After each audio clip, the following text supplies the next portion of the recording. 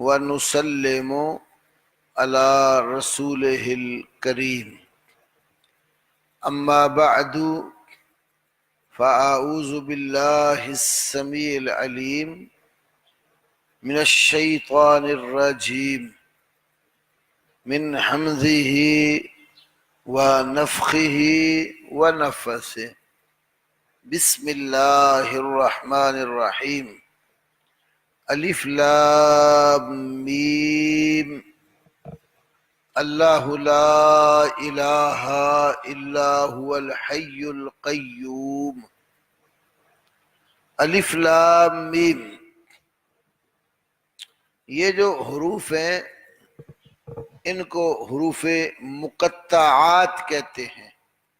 مقطعاتن کا معنی ہوتا ہے قطع کیا ہوا، کاٹا ہوا، اس کی جمع ہے مقطعات، یعنی یہ حروف جدا جدا کر کے پڑھے جاتے ہیں۔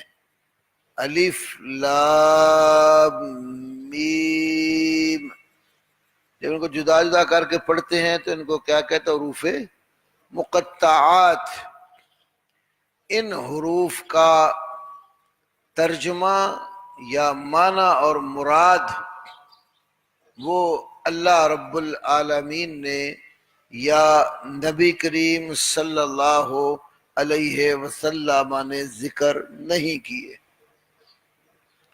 کئی ایک اہل علم ان حروف کو آیات متشابہات میں ذکر کرتے ہیں، جس طرح کہ قاضی شوکانی رحمہ اللہ نے ارشاد الفحول، ان کی اصول فقہ پر کتاب ہے، ارشاد الفحول، اس میں ذکر کیا کہ ان کے معانی اور مراد اللہ کے سوا کوئی نہیں جانتا۔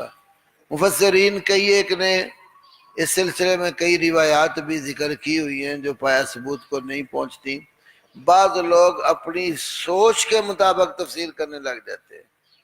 مثلا کئی لوگ کہتے ہیں الف سے مراد اللہ، لام سے مراد جبریل اور میم سے مراد محمد، کہ اللہ نے جبریل کے واسطے سے محمد صلی اللہ علیہ وسلم پر قرآن اتارا ہے، لہذا الف لام میم سے یہ مراد۔ لیکن یہ اپنی تفسیر ہے، اس کی کوئی نص موجود نہیں ہے۔ ایک گروہ ادھر چلا گیا کہ الف سے مراد اللہ، لام سے مراد علی اور میم سے مراد محمد، اللہ اور علی کے درمیان، محمد کے درمیان علی رابطہ اور واسطہ ہے۔ یہ ساری من گھڑت تفاسیر ہیں۔ جب اللہ تبارک و تعالی نے اور نبی کریم صلی اللہ علیہ وسلم نے ان حروف کا کوئی معنی اور مطلب نہیں سمجھایا، نہ بتایا، تو ہمارا اس پر ایمان ہونا چاہیے، کیونکہ قرآن کی آیات کی دو قسمیں خود سورت آل عمران میں آگے آ رہی ہیں۔ تو یہ جو سورت ہے اس میں ایک بات یہ کہ یہ نجران کے جو عیسائی تھے نا، عیسیٰ علیہ السلام کو الہ ماننے بیٹھے تھے، تو وہ نبی صلی اللہ علیہ وسلم کے ساتھ گفتگو کرنے کے لیے آئے تھے، جس کا آگے سورت آل عمران کے اندر ہی تذکرہ آئے گا۔ تو یہ جو جملے ہیں کہ اللہ لا الہ الا ہو، اللہ تعالی، لا نہیں، الہ کوئی بھی معبود، الا ہو مگر وہی، الحی ہمیشہ زندہ، القیوم ہر چیز کو قائم رکھنے والا ہے۔ یہ سمجھو ایک دعویٰ ہے قرآن کا کہ الوہیت جو ہے، عبادت کے لائق ہونا، یہ صرف اللہ کے لیے ہے۔ مسیح علیہ السلام یا دیگر انبیاء رسل علیہم السلام اولیاء کرام، فرشتے، دیگر کائنات اور مخلوق کوئی بھی الہ اور معبود بننے کے قابل نہیں ہے۔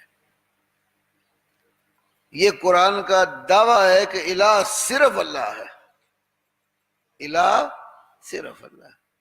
صبح کے ترجمے میں آپ نے سنا الہکم الہ واحد، تمہارا الہ ایک ہی الہ ہے۔ پھر اللہ نے اپنے الہ ہونے پر کئی دلیلیں ذکر کی، آسمان پیدا کرنا، زمین بنانا، رات دن کا یہ آگے پیچھے جو بدلنے کا نظام ہے، یہ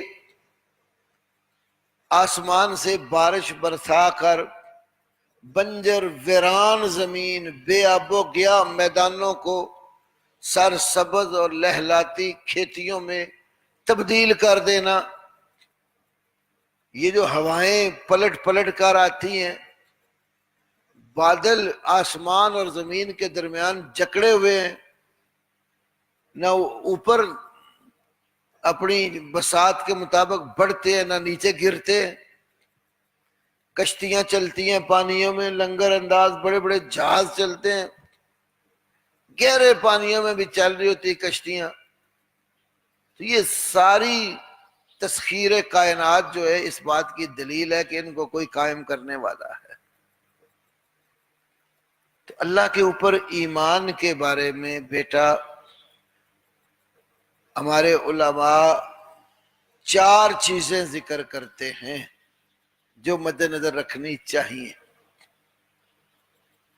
سب سے پہلی بات، اللہ تبارک و تعالی کی ہستی کا اقرار کرنا کہ اللہ ہے، اللہ کی ہستی کا اقرار کرنا کہ اللہ ہے، یہ ایمان باللہ کا پہلا حصہ ہے۔ اگر کوئی اللہ کو مانتا ہی نہیں ہے تو وہ اس کی توحید الوہیت، ربوبیت، اسماء و صفات کو کیا مانے گا؟ باقی 3 چیزیں بعد میں ہیں، پہلے ہستی باری تعالیٰ کا اقرار ضروری ہے کہ اللہ ہے۔ اللہ تعالیٰ کا وجود کسی ہستی کے یعنی سہارے پر نہیں ہے، وہ قائم ہے بذات خود اور کائنات کو قائم رکھنے والا ہے۔ اس پر بھی انشاءاللہ بات ہوگی، ابھی آپ اس پہ غور کریں۔ اللہ تعالیٰ کی جو ہستی ہے نا، اس کا ثبوت عقل سے بھی ہے، فطرت میں بھی ہے اور نقل میں بھی ہے۔ عقل و نقل اور فطرت تینوں چیزوں سے اللہ کا وجود ثابت ہوتا ہے۔ نقل سے مراد دلائل وحی کے، کتابوں کے، جتنے نبی آئے سارے نبیوں نے اللہ کی طرف بلایا، یا قوم اعبدوا اللہ ما لکم من الہ غیرہ، اے میری قوم اللہ کی عبادت کرو، تمہارے لیے اللہ کے سوا کوئی الہ، یہ نقلیت اللہ ہے۔ تو نقل میں بھی اللہ تعالیٰ کی ہستی کا ذکر ہے، قرآن میں بھی سنت میں بھی، عقل میں بھی۔ آپ دیکھیں آج سائنس ترقی کر چکی ہے، بہت زیادہ ترقی ہے نا۔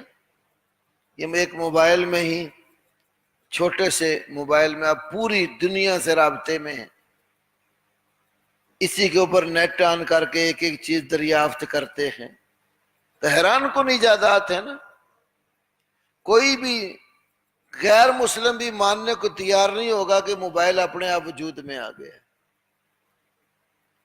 یہ لاؤڈ سپیکر اپنے آپ وجود میں آ گئے، مسجد دیکھتے دیکھتے اپنے آپ بن گئی ہے، پنکھے اپنے آپ بنے اور لگ گئے ہیں، کوئی مانتا ہے؟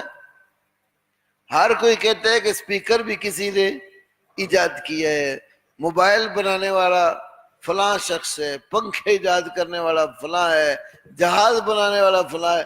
وہ کائنات کی چیزیں جو اپنے اسباب وسائل کے ذریعے بنائی گئی، ان کو اپنے آپ بننے کے لیے ماننے کو کوئی تیار نہیں. تو جس ہستی نے یہ اسباب پیدا کیے اس کو کیوں نہیں مانتے؟ ایک کتاب ہے اردو میں، ہستی باری تعالی. ہستی مؤلف کا نام ہے چودھری محمد سرفراز.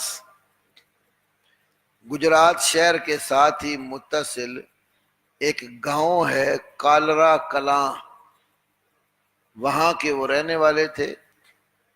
ملا ہوں میں ان کو اس وقت جب میں 8ویں کلاس کا طالب علم تھا. کتابوں کا اس وقت ہی شوق تھا، تو وہ فری کتابیں بانٹتے تھے. تو میں ان کو تلاش کرتے ان کے گاؤں چلا گیا. تو یہ کتاب ہستی باری تعالیٰ انہوں نے اس وقت مجھے دی. ایک واقعہ لکھا عقلی طور پر سمجھانے کے لیے.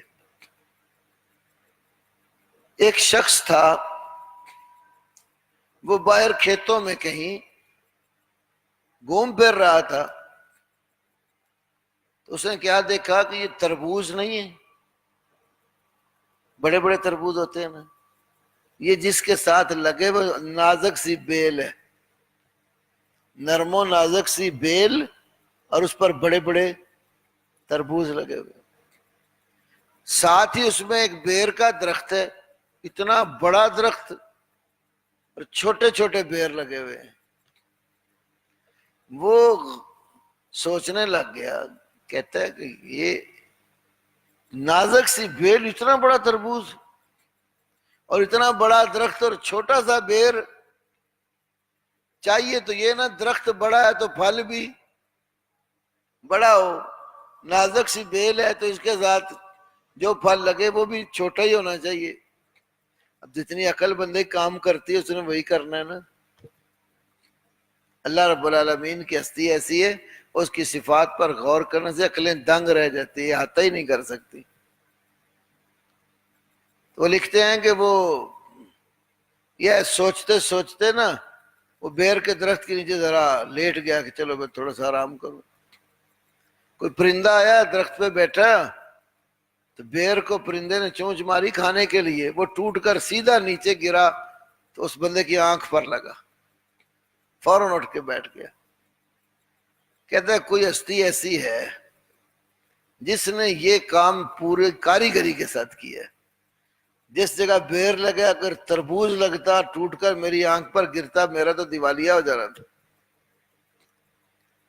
تو عقل بھی اس بات کو مانتی ہے کہ یہ کائنات کا نظام اپنے آپ نہیں چل رہا، اس کو کوئی چلانے والا ہے اور وہ اللہ کی ہستی ہے.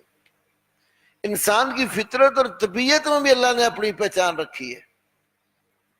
جب نبی علیہ السلام کی دعوت ابھی نہیں تھی، اعلان نبوت نہیں تھا، پہلے جاہلیت کا دور تھا.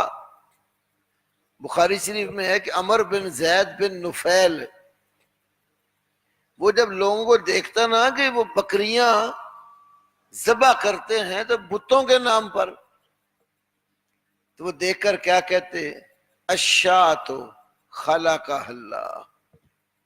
یہ بکری کس نے پیدا کی؟ اللہ نے. بکری اللہ نے پیدا کی ہے.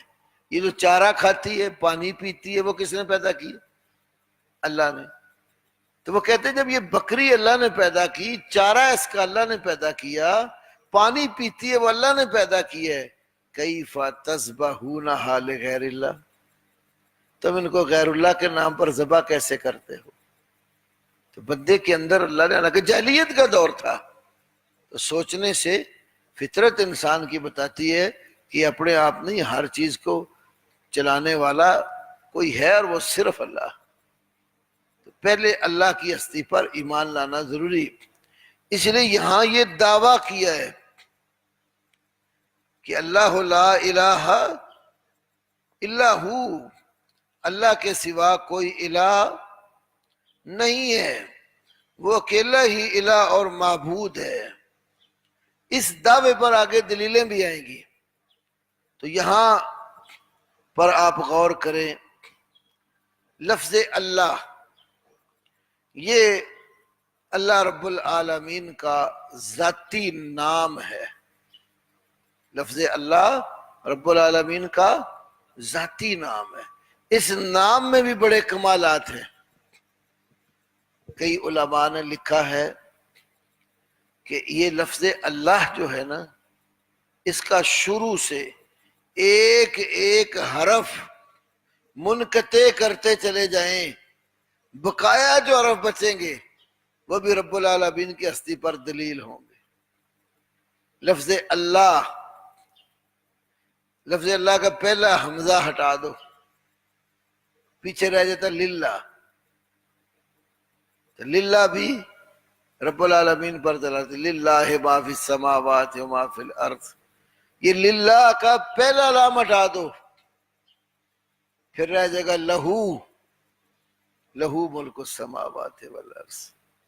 لہو کا لام ہٹا دو، پیچھے رہ جائے گا ہو. اللہ لا الہ الا، بڑا با کمال نام ہے اللہ کا. ایک ایک حرف شروع سے ہٹاتے جاؤ، بقایا جو حروف بچیں گے وہ رب العالمین کے وجود پر دلیل ہے. دوسری بات، لفظ اللہ کہتے ہیں کہ اصل میں یہ الہن سے بنا ہے. اصل میں الہن سے بنا ہے. یہ شروع کا حمزہ گرا کر الف لام لگایا تو لفظ اللہ بنا. تو الہ جو لفظ ہے، ایک تو اس کا معنی ہے معبود، تو جو اس بات کی دلیل ہے کہ عبادت کے لائق صرف وہ ہے. دوسرا الہ یا الہ معلوہن، ایسی ہستی کو کہتے ہیں کہ جس کے بارے میں انسان غور کرے تو سرگرداں ہو جائے اور دنگ رہ جائے، حیران رہ جائے، اس کی صفات کا ادراک نہ کر سکے. تو کائنات اللہ نے جو بنائی ہے، بندہ اس پر غور کرے تو دنگ رہ جاتا. آپ میں کبھی کسی کو خوردبین دیکھنے کا موقع ملے؟ سائنس جب پڑھتے ہیں، بایو فزکس کیمسٹری وغیرہ، تو اسکولوں میں خوردبین پریکٹیکل جب ہوتے ہیں تو استعمال ہوتی. سکیم موڈ میں بتتے تھے. ہمارے ایک مسجد کے ہمسائے تھے، اللہ ان کی بخشش فرمائے، بڑے اچھے ساتھی تھے. تو وہ سائنس کی مختلف آئٹمز تیار کرتے تھے جو اسکولوں کالجوں میں دیتے تھے. جانوروں کو اس طرح سیو کرنا اور مختلف. ہاشم بھائی، تو میں ایک دن گیا ان کے گھر، تو مجھے اپنی لیبارٹری میں لے گئے. خون کا ایک چھوٹا سا قطرہ خوردبین کے نیچے رکھا. مجھے کہتا بابو یہ اوپر سے اس کو دیکھ. چھوٹے سے ایک قطرے میں کتنے ہی جو ہے نا وہ خلیات اور چھوٹے چھوٹے جو سمجھو کیڑے سمجھ لے حرکت کرتے ہوئے نظر آتے ہیں. یہ چھوٹی سی کیڑی یا مچھر نہیں آپ دیکھتے، اللہ نے اس کے بھی سارے پرزے رکھے ہوئے ہیں. وہ سنتی بھی ہے، دیکھتی بھی ہے، مچھر اڑتا بھی ہے. تو اللہ تعالیٰ نے کتنی نازک سے الکا ذات لگی تو ذات ہی ختم. تو اس کی قدرتیں ایسی ہیں کہ بندہ دنگ رہ جاتا ہے. اس لیے لفظ کہتے ہیں معلوہن جو ہے اسی سے الہ، اور الہ سے لفظ اللہ بنا ہے. تو اللہ رب العالمین کے یہاں پر اوصاف آگے بیان ہونے. تو دعوے میں دیکھو، اللہ لا الہ الا ہو، اللہ وہ ہے کہ نہیں کوئی معبود مگر وہی. یہ الہ جو لفظ ہے نا، لا کے بعد نکرہ ہے، جس کو آپ کامن نون کہتے ہیں، نکرہ. جب نکرہ پر زبر تنوین کے بغیر آئے، نصب بلا تنوین، جب زبر آ جائے تنوین نہ ہو، خالی زبر ہو اسم نکرہ پر، تو اس میں عمومیت کا معنی ہوتا ہے. یا یوں سمجھ لو کہ اس کو لا جب اس پر داخل ہو اور بعد میں نکرہ ہو، اس پر زبر آئے تنوین کے بغیر، تو اس کی پوری جنس کی نفی ہوتی ہے. تو لا الہ، الہن لفظ نکرہ جب لا کے بعد آئے اور اس پر زبر ہے، خالی دو زبریں نہیں ہیں، تو اس کا معنی جس قدر بھی الہ لوگوں نے بنا رکھے ہیں، ان میں کوئی بھی الہ بننے کے قابل نہیں ہے۔ الوہیت کی ہر جنس کی نفی ہے، جنوں میں، انسانوں میں، فرشتوں میں، حیوانوں میں، پرندوں میں، درندوں میں، حشرات الارض میں جو لوگوں نے معبود بنا رکھے ہیں نا، لا الہ، ان میں سے کوئی بھی معبود بننے کے قابل نہیں۔ یہ جھوٹے نام سجا رکھے ہیں لوگوں نے مختلف الہوں اور معبودوں کے، کسی کا کوئی نام رکھا ہے، کسی کو داتا کہہ دیا، یہ دینے والا ہے، جو مانگو عطا کرتا ہے، کسی کو خزانے عطا کرنے والا گنج بخش مان لیا ہے، کسی کو جو ہے نا اولاد دینے والا سمجھ لیا ہے، کسی کو قسمتیں جو ہے نا کھری کرنے والا سمجھ لیا ہے۔ یہ نام دیے ہوئے ہیں، کوئی ایک بھی الوہیت کے اوصاف سے متصف نہیں ہے۔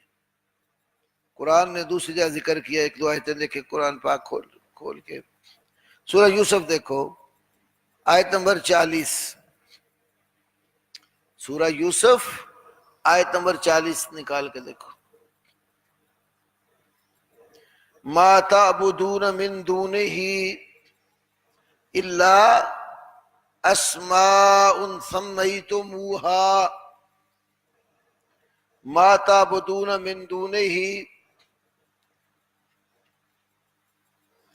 جن کی اللہ کے سوا تم عبادت کرتے ہو نہیں ہیں وہ، الا اسماء، مگر وہ چند نام ہیں، سمیتموہا، جو نام تم نے خود رکھ لیے۔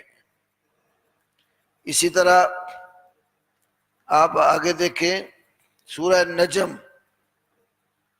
سورہ نجم 19 نمبر آیت سے 23 نمبر آیت ہے، افرائیتم اللات والعزی، کیا تم نے لات اور عزیٰ کو دیکھا ہے، ومناۃ الثالثۃ الاخری، اور پھر ساتھ تیسری دیوی ان کی منات، الکم الذکر ولہ الانثی، کیا تمہارے لیے نر اور اللہ کے لیے مادہ، تلک اذن قسمت ضیزی، پھر تو یہ بڑی بری تقسیم ہے، ان ہی الا اسماء سمیتموہا، نہیں ہے یہ مگر چند نام ہیں جو تم نے رکھ لیے ہیں، انتم و آباؤکم، تم نے اور تمہارے باپ دادوں نے، ما انزل اللہ بہا من سلطان، اللہ نے ان کی کوئی دلیل نازل نہیں کی۔ پھر بعض لوگوں نے مختلف ہستیوں کے الگ الگ نام دے لیے ہیں، تو یہ سچے الہ نہیں ہیں، یہ باطل اور جھوٹے الہ ہیں۔ ان میں سے کوئی ہستی بھی کائنات میں سے الہ بننے کے قابل نہیں ہے، الہ صرف ایک اللہ ہے۔ جب اللہ جو ہے نا حرف استثناء، اللہ ذکر ہو اور اللہ سے پہلے جو کلام ہوتا ہے وہ نفی والا ہو، تو اللہ کے بعد جو چیز ذکر کرتے ہیں اس میں حصر کا معنی ہوتا ہے کہ وہ مفہوم صرف ایک خاص ہستی کے ساتھ بند ہو جاتا ہے۔ تو لا الہ، نہیں کوئی الہ الا مگر وہ اللہ ہے، اللہ کے سوا کوئی الہ نہیں ہے، اور یہ الوہیت ہی کی دعوت ہے۔ یہ ہوا جو لفظ ہے نا اللہ، یہ اللہ کے ناموں میں سے نہیں ہے، یہ اسم ضمیر ہے، جانتے نا آپ، یہ اسم ضمیر ہے، اللہ کا نام نہیں ہے، جبکہ لفظ اللہ اس کا نام ہے۔ آگے الحی القیوم یہ اس کے نام ہے، اللہ کا نام نہیں ہے۔ کئی لوگ آپ دیکھتے ہیں نا ہو کی رٹ لگاتے ہیں، وظیفے کرتے ہیں نا، صرف ہو کی آواز آتی، اللہ ہو، وہ آپ جب شروع ہو جاتے ہیں تو سمجھو آپ کو صرف ہو کی آواز آتی، تو یہ کوئی وظیفے نہیں اسلام میں۔ ہوا ضمیر ہے، واحد مذکر غائب کے لیے استعمال ہے، اللہ کا نام نہیں ہے۔ ویسے بھی جو مفرد ذکر ہے نا، خالی ایک لفظ گھمائے پھرائے جانا یہ بھی سنت سے ثابت نہیں۔ حافظ عبداللہ باولپوری رحمہ اللہ کے اللہ ہو اللہ ہو اللہ ہو جو کرتے رہتے ہیں، تو کیا معنی ہے اس کا؟ اللہ وہ اللہ وہ اللہ وہ، کہتے بتاؤ بھائی اللہ وہ کیا اللہ کے بارے میں بتانا چاہتے ہیں؟ کوئی خبر ہے اس میں؟ یا کوئی اللہ سے مانگ رہے ہیں آپ، وہ چیز کوئی طلب ہے اس میں؟ نہ اس میں کسی چیز کی خبر ہے، نہ کسی چیز کی طلب ہے۔ اللہ وہ اللہ وہ اللہ ہو اللہ ہو۔ قرآن نے یا سنت نے جو وظیفے بتائے ہیں نا، یا اس کے اللہ تعالیٰ کی بارے میں کوئی خبر دی جاتی ہے، یا پھر اللہ سے کوئی چیز طلب کی جاتی ہے، یا نہ طلب ہے نہ خبر ہے، یہ صوفیاء کے بنائے ہوئے جعلی وظائف ہیں جن کا اسلام سے کوئی تعلق نہیں ہے۔ نبی پاک صلی اللہ علیہ وسلم نے جو وظائف بتائے ہیں اس میں ایسا کوئی وظیفہ نہیں ہے۔ اچھا آگے دیکھیے، الحی القیوم، الحی، یہ بڑی کلاسوں کے طالب علم میں توجہ کریں، الف لام جو ہے نا حی پر، حیون کا معنی تھا زندہ، اس پر اوپر الف لام آ گیا الحی۔ ایک الف لام ہوتا ہے استغراق کے لیے، کہ وہ جتنی بھی اس کی جنسیں ہوتی ہیں سب اس میں شامل ہوتی۔ الحی زندگی کی جو بھی نوع ہو سکتی ہے وہ اس سے خارج نہیں ہے۔ تو الحی سے مراد یہاں پر یہ ہے کامل حیات، الحی سے مراد مکمل زندگی، کامل حیات جس میں کوئی نقص نہیں ہے، وہ اپنے وجود میں بھی کامل ہے، اللہ کے وجود میں کوئی نقص نہیں ہے، زندگی اس کی کامل ہے، اپنے وجود میں بھی کامل ہے، یعنی اللہ کے وجود میں کوئی نقص نہیں ہے۔ جس وجود سے کچھ نکلتا داخل ہوتا ہے وہ ناقص ہوتا ہے۔ انسان ہے نا، اب انسان کے وجود سے پھر مزید انسان بنتے ہیں، مرد اور عورت کے ملاپ سے اللہ پاک اولاد دیتا ہے، تو آگے جس سے تولید ہوتی ہے اس میں نقص اور کمزوری ہوتی ہے، جو پیدا ہوتا ہے وہ مرتا بھی ہے، ایسا نہیں ہے کہ کوئی چیز پیدا ہو وہ مرے نہ، جس نے پیدا ہونا تو پیدا ہونے سے پہلے اس کا وجود نہیں تھا، محض عدم تھا، عدم کچھ نہ ہونا، جو پیدا نہیں ہوا تھا تو عدم تھا، عدم سے اللہ اس کو کہاں لے آیا؟ پیدا کر کے وجود دیا۔ اب وجود جس کو ملتا ہے تو وہ وجود پھر ختم ہو جاتا ہے، موت آتی ہے، مٹی میں دفنا دیتے ہیں، جو پیدا ہوتا ہے وہ مرتا بھی ہے، تو اس کی حیات تو کامل نہ ہوئی۔ حیات کامل اس کی ہے جس کے وجود میں بھی کوئی نقص نہیں ہے، اور جس کا زمانہ بھی کامل ہے، یہ نہ اس کی ابتدا کا وقت معلوم ہے نہ انتہا کا وقت معلوم ہے، نہ اس کی ابتدا کا کوئی وقت معلوم ہے اور نہ اس کی انتہا کا کوئی وقت ہے۔ اللہ ہمیشہ سے ہے، ہمیشہ رہے گا، کوئی دور ایسا نہیں آیا کہ جس میں وجود باری تعالیٰ نہ ہو، ایسی کامل زندگی ہے اللہ کی، یہ وصف صرف اللہ کا ہے۔ یہاں ایک نقطہ سمجھ لو، اللہ لا الہ الا هو الحی، اب الحی جس کا وصف ہوگا نا، تمہاری عبادت کا مرجع وہ ہوگا۔ جس کا وصف الحی نہیں ہے، جس کا یا وجود نہیں تھا یا وجود بنا تو پھر ختم ہو گیا، جس کی حیات آئی تو موت آ گئی، وہ الہ بننے کے قابل نہیں ہے، معبود بننے کے قابل نہیں ہے۔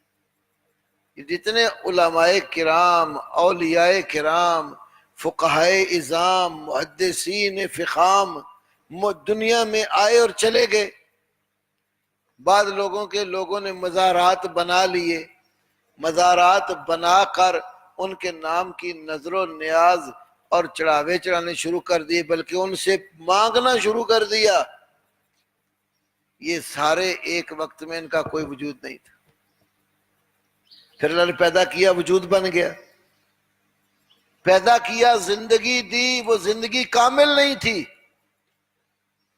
کیونکہ اس میں نقص تھا، تبھی تو موت آ گئی۔ تو جس کا موت آ جائے وہ الہ بننے کے قابل، یہ پکی ذہن میں بات بٹھا لیں، الہ، معبود، عبادت کے لائق، دعا اور پکار کے لائق، نظر و نیاز کے لائق، رکوع و سجود کے لائق، اذکار و تلاوت کے لائق جو ہستی ہے اس کو کبھی بھی موت نہیں آتی۔ آپ دیکھیں میرے اور آپ کے ایمان میں یہ بات شامل ہے کہ اللہ کی مخلوق میں سب سے زیادہ فضیلت والی ہستی ہمارے نبی محمد صلی اللہ علیہ وسلم ہے، کہ اور بھی کوئی افضل مانتے ہیں ان سے؟ سب سے افضل سارے مسلمان کہلانے والے گروہ جتنے ہیں نبی صلی اللہ علیہ وسلم کو سب سے افضل مانتے ہیں۔ تو آپ صلی اللہ علیہ وسلم پیدا ہوئے کہ نہیں ہوئے؟ اگر پیدا نہیں ہوئے تو میلاد کہاں سے آ گیا؟ کوئی میلاد تبھی ہے نا جب پیدا ہوئے ہیں۔ میلاد کا معنی پیدائش، میلاد کا معنی پیدائش۔ امام ترمذی نے باب باندھا نا، باب ما جاء فی میلاد النبی صلی اللہ علیہ وسلم، یا میلاد الرسول ہے۔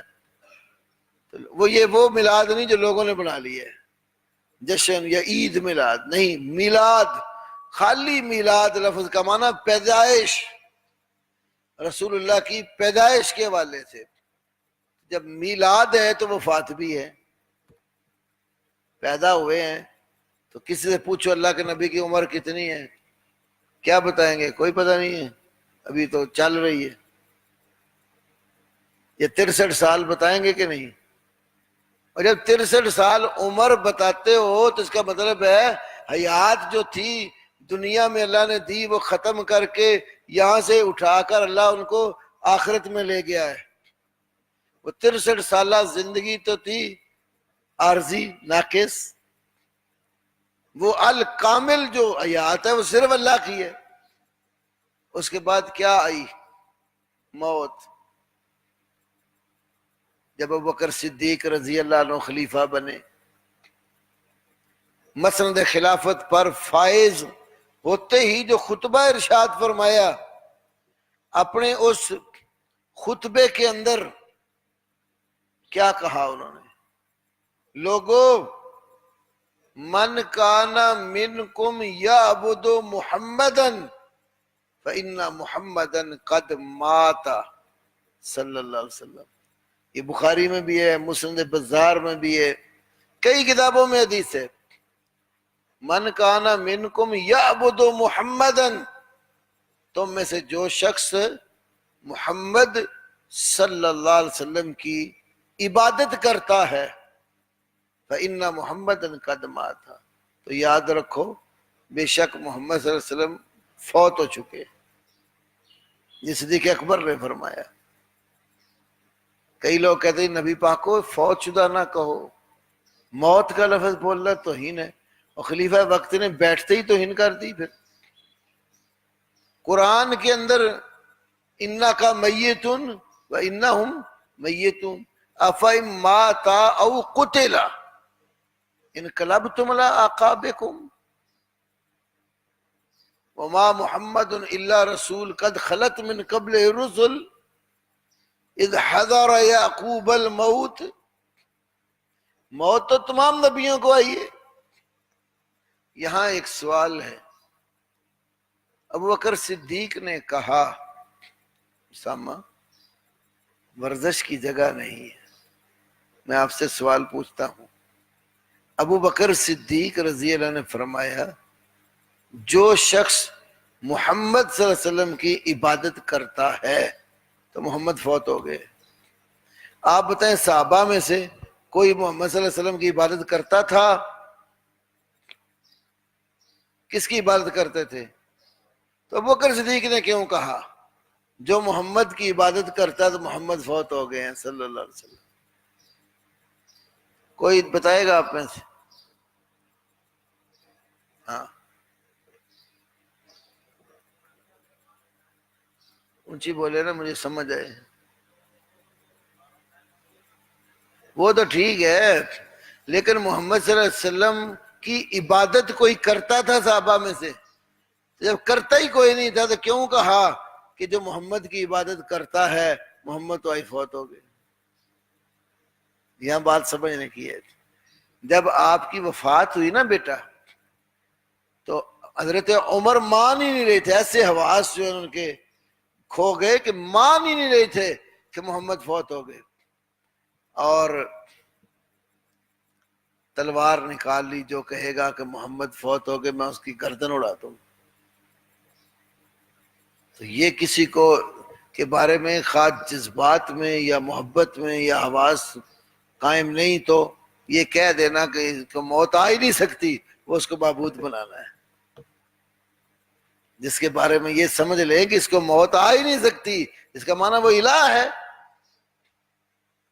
وہ عبادت کے لائق ہے. یہ تصور ہے ہی نہیں کہ کسی کو موت نہیں آ سکتی. موت تو بڑے بڑوں کو نہیں چھوڑتی. تو صدیق اکبر نے پھر اس موقع پر یہ بات سمجھائی. یاد رکھو محمد صلی اللہ علیہ وسلم کو جو معبود سمجھے کہ موت نہیں آتی تو ان کو آ گئی ہے موت. وَمَنْ كَانَ مِنْكُمْ يَعْبُدُ اللَّهَ فَإِنَّ اللَّهَ حَيٌّ لَا يَمُوتُ. جو اللہ کی عبادت کرتا ہے تو اللہ بلا شک و شبہ زندہ ہے، لا یموت، وہ نہیں مرے گا.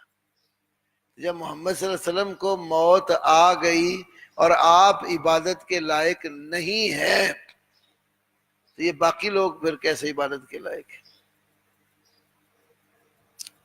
لوگ عبادت والے کام اللہ کے نیک بندوں سے یا ان کے مزارات پر جا کر کرتے ہیں اور ساتھ کہتے ہیں جی ہم تو ان کو معبود نہیں مانتے.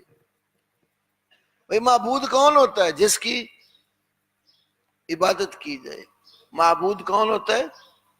جس کی طواف عبادت ہے یا نہیں ہے؟ ہے نا؟ طواف عبادت ہے. یہ ضلع شیخوپورہ میں ایک علاقہ ہے قلعے والا، دربار ہے وہاں پر، قلعے والا دربار. پتہ ہے آپ کو؟ قلعے والے دربار سے ایک کتاب چھپی ہے، سے حرفی رموز معرفت. سے حرفی پشاور والے مسئلہ بننا ہوں، پنجابی کے شعر ہیں. سے حرفی رموز معرفت. اس میں لکھا اس نے دال دوستی رب دی لوڑ نہیں، دال دوستی رب دی لوڑ نہیں، قلعے والے دا پلڑا چھوڑ نہیں. قلعے والے دے گرد طواف کر لے، مکے جاونے دی کوئی لوڑ نہیں. اے قصور نگاہ دا نادانو، رب ہور نہیں تے پیر ہور نہیں. وہ کہتا ہے کہ آپ کو مکے جانے کی کیا ضرورت ہے، اب یہاں ہی طواف کر لیں. اس لیے کہ اللہ اور اس بزرگ میں فرق کرنا نگاہ کا قصور ہے، دونوں ایک ہی ہیں. اس لیے کئی ہمارے بھائی کہہ دیتے ہیں تہاڈی اکھ نہیں ویکھن والی. اے معرفت دیاں گلاں نے. تو جو چیز توحید کے خلاف ہوتی ہے وہ معرفت کی بات ہو جاتی ہے. اللہ کے بندو، جب نبی پاک صلی اللہ علیہ وسلم اس دنیا میں نہیں رہے تو آپ سے بڑی کوئی مثال ہو سکتی؟ تو یہ ہمیشہ کی کامل حیات اور زندگی یہ صرف اللہ کو. اللہ کے سوا پوری کائنات جو ہے وہ موت کی زد میں ہے. کل نفس ذائقۃ الموت اینما تکونوا یدرککم الموت ولو کنتم فی بروج مشیدہ. قل ان الموت الذی تفرون منہ فإنہ ملاقیکم ثم تردون الی عالم الغیب والشہادہ. یہ آیتیں کیا بتاتی ہیں؟ موت سے کوئی بھاگ نہیں سکتا. بڑے بڑے مضبوط بینکرز بنا کر کہ بم پھینکا جائے تو بینکرز کا اندر جو رہنے والا اس کو نقصان نہ ہو، بناتے ہیں نا لوگ. جتنے مرضی مضبوط بینکرز بنا لیں، موت کا فرشتہ وہاں بھی پہنچ جاتا ہے، اس کے آگے کوئی مشکل نہیں ہوتا. تو اللہ رب العالمین کی حیات کامل، الحی کا معنی سمجھ گئے؟ جس کی حیات کامل، جس کا وجود کامل، جس کی صفات کامل، جس کا علم کامل، جس کی قدرت کامل، جس کے وجود میں کوئی نقص نہیں. تو الحی کامل حیات وہ ہوتی ہے جس کی سماعت بھی کامل ہوتی ہے. لیکن ہمیں بھی حیات نصیب ہے نا، ہماری حیات کامل نہیں ہے، اس لیے کہ ہماری سماعت بھی پھر کامل نہیں ہے، ہماری بصیرت اور بصارت بھی کامل نہیں ہے. آپ دیکھیں ہم میں کچھ بھائی ایسے ہیں نا جنہوں نے دیکھنے کے لیے اینک استعمال کی، نظارہ. اینک کیوں لگائی ہے؟ بصارت کامل ہوتی تو اینک لگانے کی ضرورت تھی؟ آپ کی بصارت میں، دیکھنے کی قوت میں کمی ہے نا، تو آپ نے اینک لگا لی. اور اینک نہ بھی لگی ہو، یہ دیوار آگے آ جائے، ہمیں اس کے پیچھے نظر آتا ہے؟ ہماری بصارت ناقص ہے. اور اللہ تعالی کالی اندھیری راتوں میں زمین کی تہوں میں اگر کوئی کیڑا رکھا نا اس نے، تو وہ اس کو بھی دیکھتا. لا یخفا علیہ شیء فی الارض ولا فی السماء، آسمانوں میں اور زمین میں کوئی چیز بھی اس پہ چھپی ہوئی نہیں ہے. شیء نکرہ ہے اور کامن نون ہے، اور اس پر تنوین دو پیشے آ گئی ہے. نکرہ پر تنوین آ جائے تو قلیل سے قلیل مقدار پر بھی دلالت ہوتی ہے، کیونکہ تنوین تقلیل، کیوں سامہ ہوتی ہے نا تنوین. تنوین کے بھی دیکھو عربی کتنی حساب وسیع زبان ہے، یہ دو زبریں دو زیریں ہی ہیں نا، لیکن یہ دو زبر دو زیر دو پیش بہت سارے معنی دیتی ہے. کبھی یہ کسی چیز کی عظمت اور بڑائی کا معنی دیتی ہے، کبھی کسی کی حقارت کا معنی دیتی ہے، کبھی کسی چیز کی مقدار کم کرنے کا معنی دیتی ہے. اتنی کو وسیع زبان اور ہے. یہ خالی زبر ہے نا، زبر. مجھے دنیا کی کوئی لغت آپ نہیں دکھا سکتے خالی ایک زبر ایک نقطے پر پوری کی پوری کتاب لکھی گئی ہو. خالی ایک زبر، اس پر کتاب ہے میرے مکتبے میں، المحلہ فی وجوہ النسب. اتنی ایک جلد ہے، یہ دیکھ رہے ہیں کتنی موٹی جلد ہے. اتنی ایک جلد ہے المحلہ فی وجوہ النسب، کہ زبر کہاں کہاں آ سکتی ہے، اس کی وجوہات کیا ہیں. خالی زبر پر کتاب لکھتی. عربی اتنی فصیح زبان، یہ دو زبریں دو زیریں دو پیشیں، یہ بعض اوقات کسی چیز کی تھوڑی مقدار پر دلالت کرتے ہیں. جیسے ماءن، اس کا معنی کرتا ہے کچھ پانی. ماءن تھوڑا سا پانی، قلیل مقدار. تو ایسے ہی لا یخفا علیہ شیء، تھوڑی سی چیز بھی آسمان و زمین میں اللہ پر چھپی ہوئی، ہر چیز اس کے سامنے. تو اس کی بصارت بھی کامل ہے، بصیر ہے. الذی کمل بصیرتہ، اس کی بصارت بصیرت دونوں کامل ہے، اور اس کی سماعت بھی کامل ہے. حیات تو تبھی کامل بنتی ہے نا جب حیا الحی اللہ کو مانا. اس کا مطلب ہے اس کی حیات کامل ہے تو قوت سماعت بھی کامل ہے، قوت بصارت بھی کامل ہے، ذات بھی اس کی کامل ہے، اس کے افعال اور کام بھی کامل ہے. کوئی چیز نقص والی اس میں ہے ہی نہیں. تو یہ وصف کسی اور کا ہو سکتا ہے؟ جب یہ وصف کسی اور کا نہیں تو الہ کیسے بنا لیتے ہو؟ کئی لوگ کہتے ہیں کہ ہم ان کو الہ سمجھ کر نہیں پکارتے، ہم ان کو اللہ کے نیک بندے اور اللہ کے دوست سمجھ کر پکارتے، الہ نہیں مانتے۔ یاد رکھو جب کسی ہستی کے ساتھ آپ وہ کام کریں جو ایک الہ کے لائق ہے، کسی ہستی کی وہ خوبیاں، وہ صفتیں، وہ کام اس سے لینے کی کوشش کریں یا بیان کریں جو ایک الہ والے ہوتے ہیں، تو اس کو آپ الہ معبود کہیں یا نہ کہیں، آپ کا وہ الہ ہی ہوگا۔ دلیل سورہ توبہ، اتخذوا احبارہم ورہبانہم اربابا من دون اللہ، اتخذوا احبارہم ورہبانہم، انہوں نے بنا لیا اپنے مولویوں اور پیروں کو۔ یہ پیر ترجمہ میرا نہیں ہے، یہ میں نے جان بوجھ کے کیا۔ مفتی منیب الرحمان صاحب کو جانتے ہیں؟ ابھی رویت لال کمیٹی کے چیئرمین ہیں۔ مفتی منیب الرحمان صاحب کے مدرسہ کے شیخ الحدیث مولوی غلام رسول سعیدی، یہ فوت ہو چکے ہیں۔ ان کی تفسیر ہے تبیان القرآن، 12 جلدوں میں، یہ بھی ہمارے پاس موجود ہے۔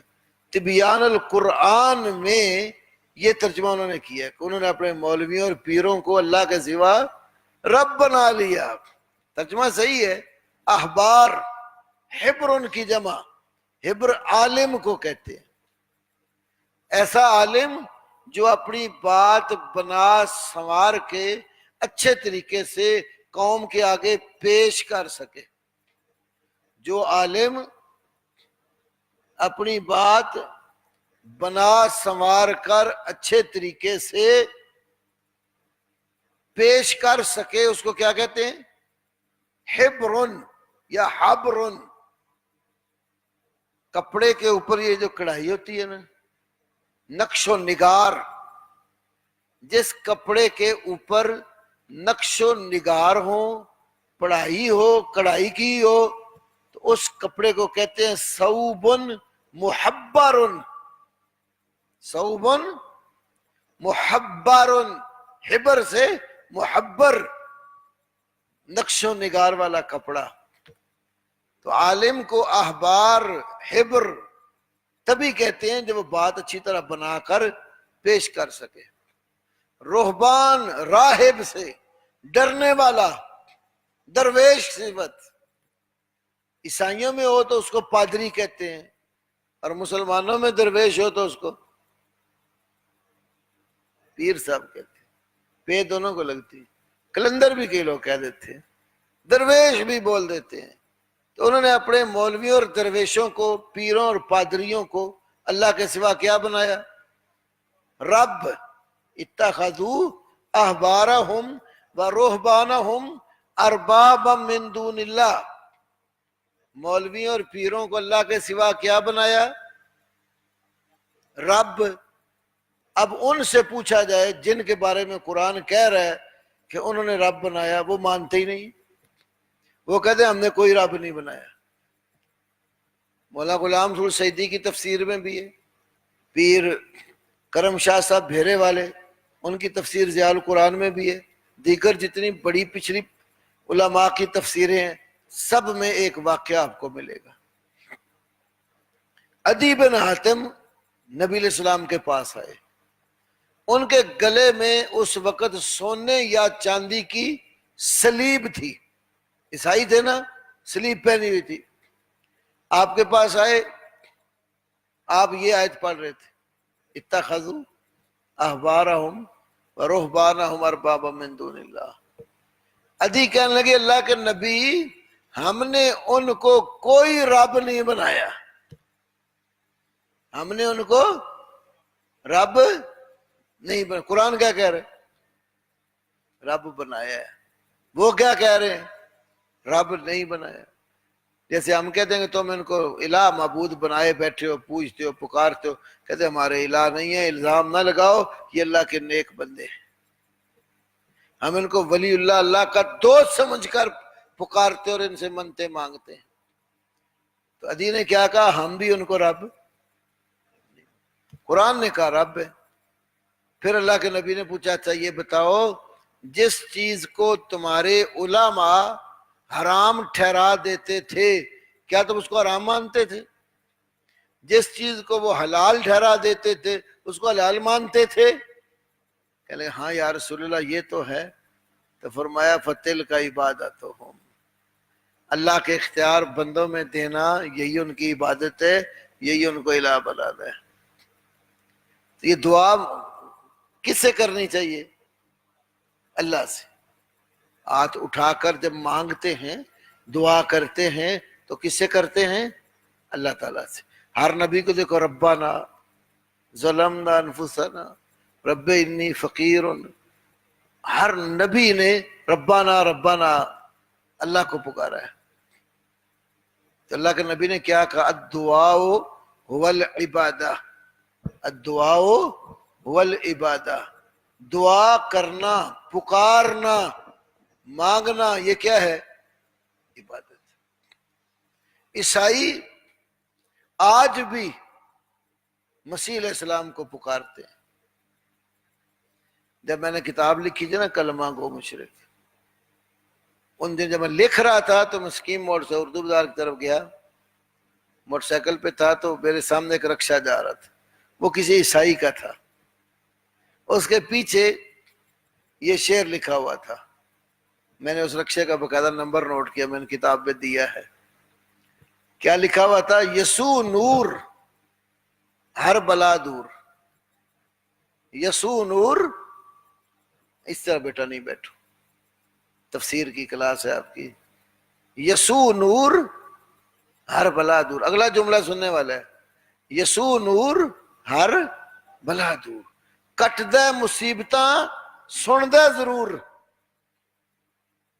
یسوع نور ہر بلا دور، کٹ دے مصیبتاں سن دے ضرور. عیسائی بھی عقیدہ رکھتے ہیں کہ مسیح اللہ کا نور ہے، جب بھی ان کو پکارے ہماری پکار سنتے اور مشکل حل کرتے ہیں. کٹ دے مصیبتاں، مصیبت کاٹ دیتے ہیں، مصیبت رفع کرتے ہیں، مشکل کشائی کرتے ہیں.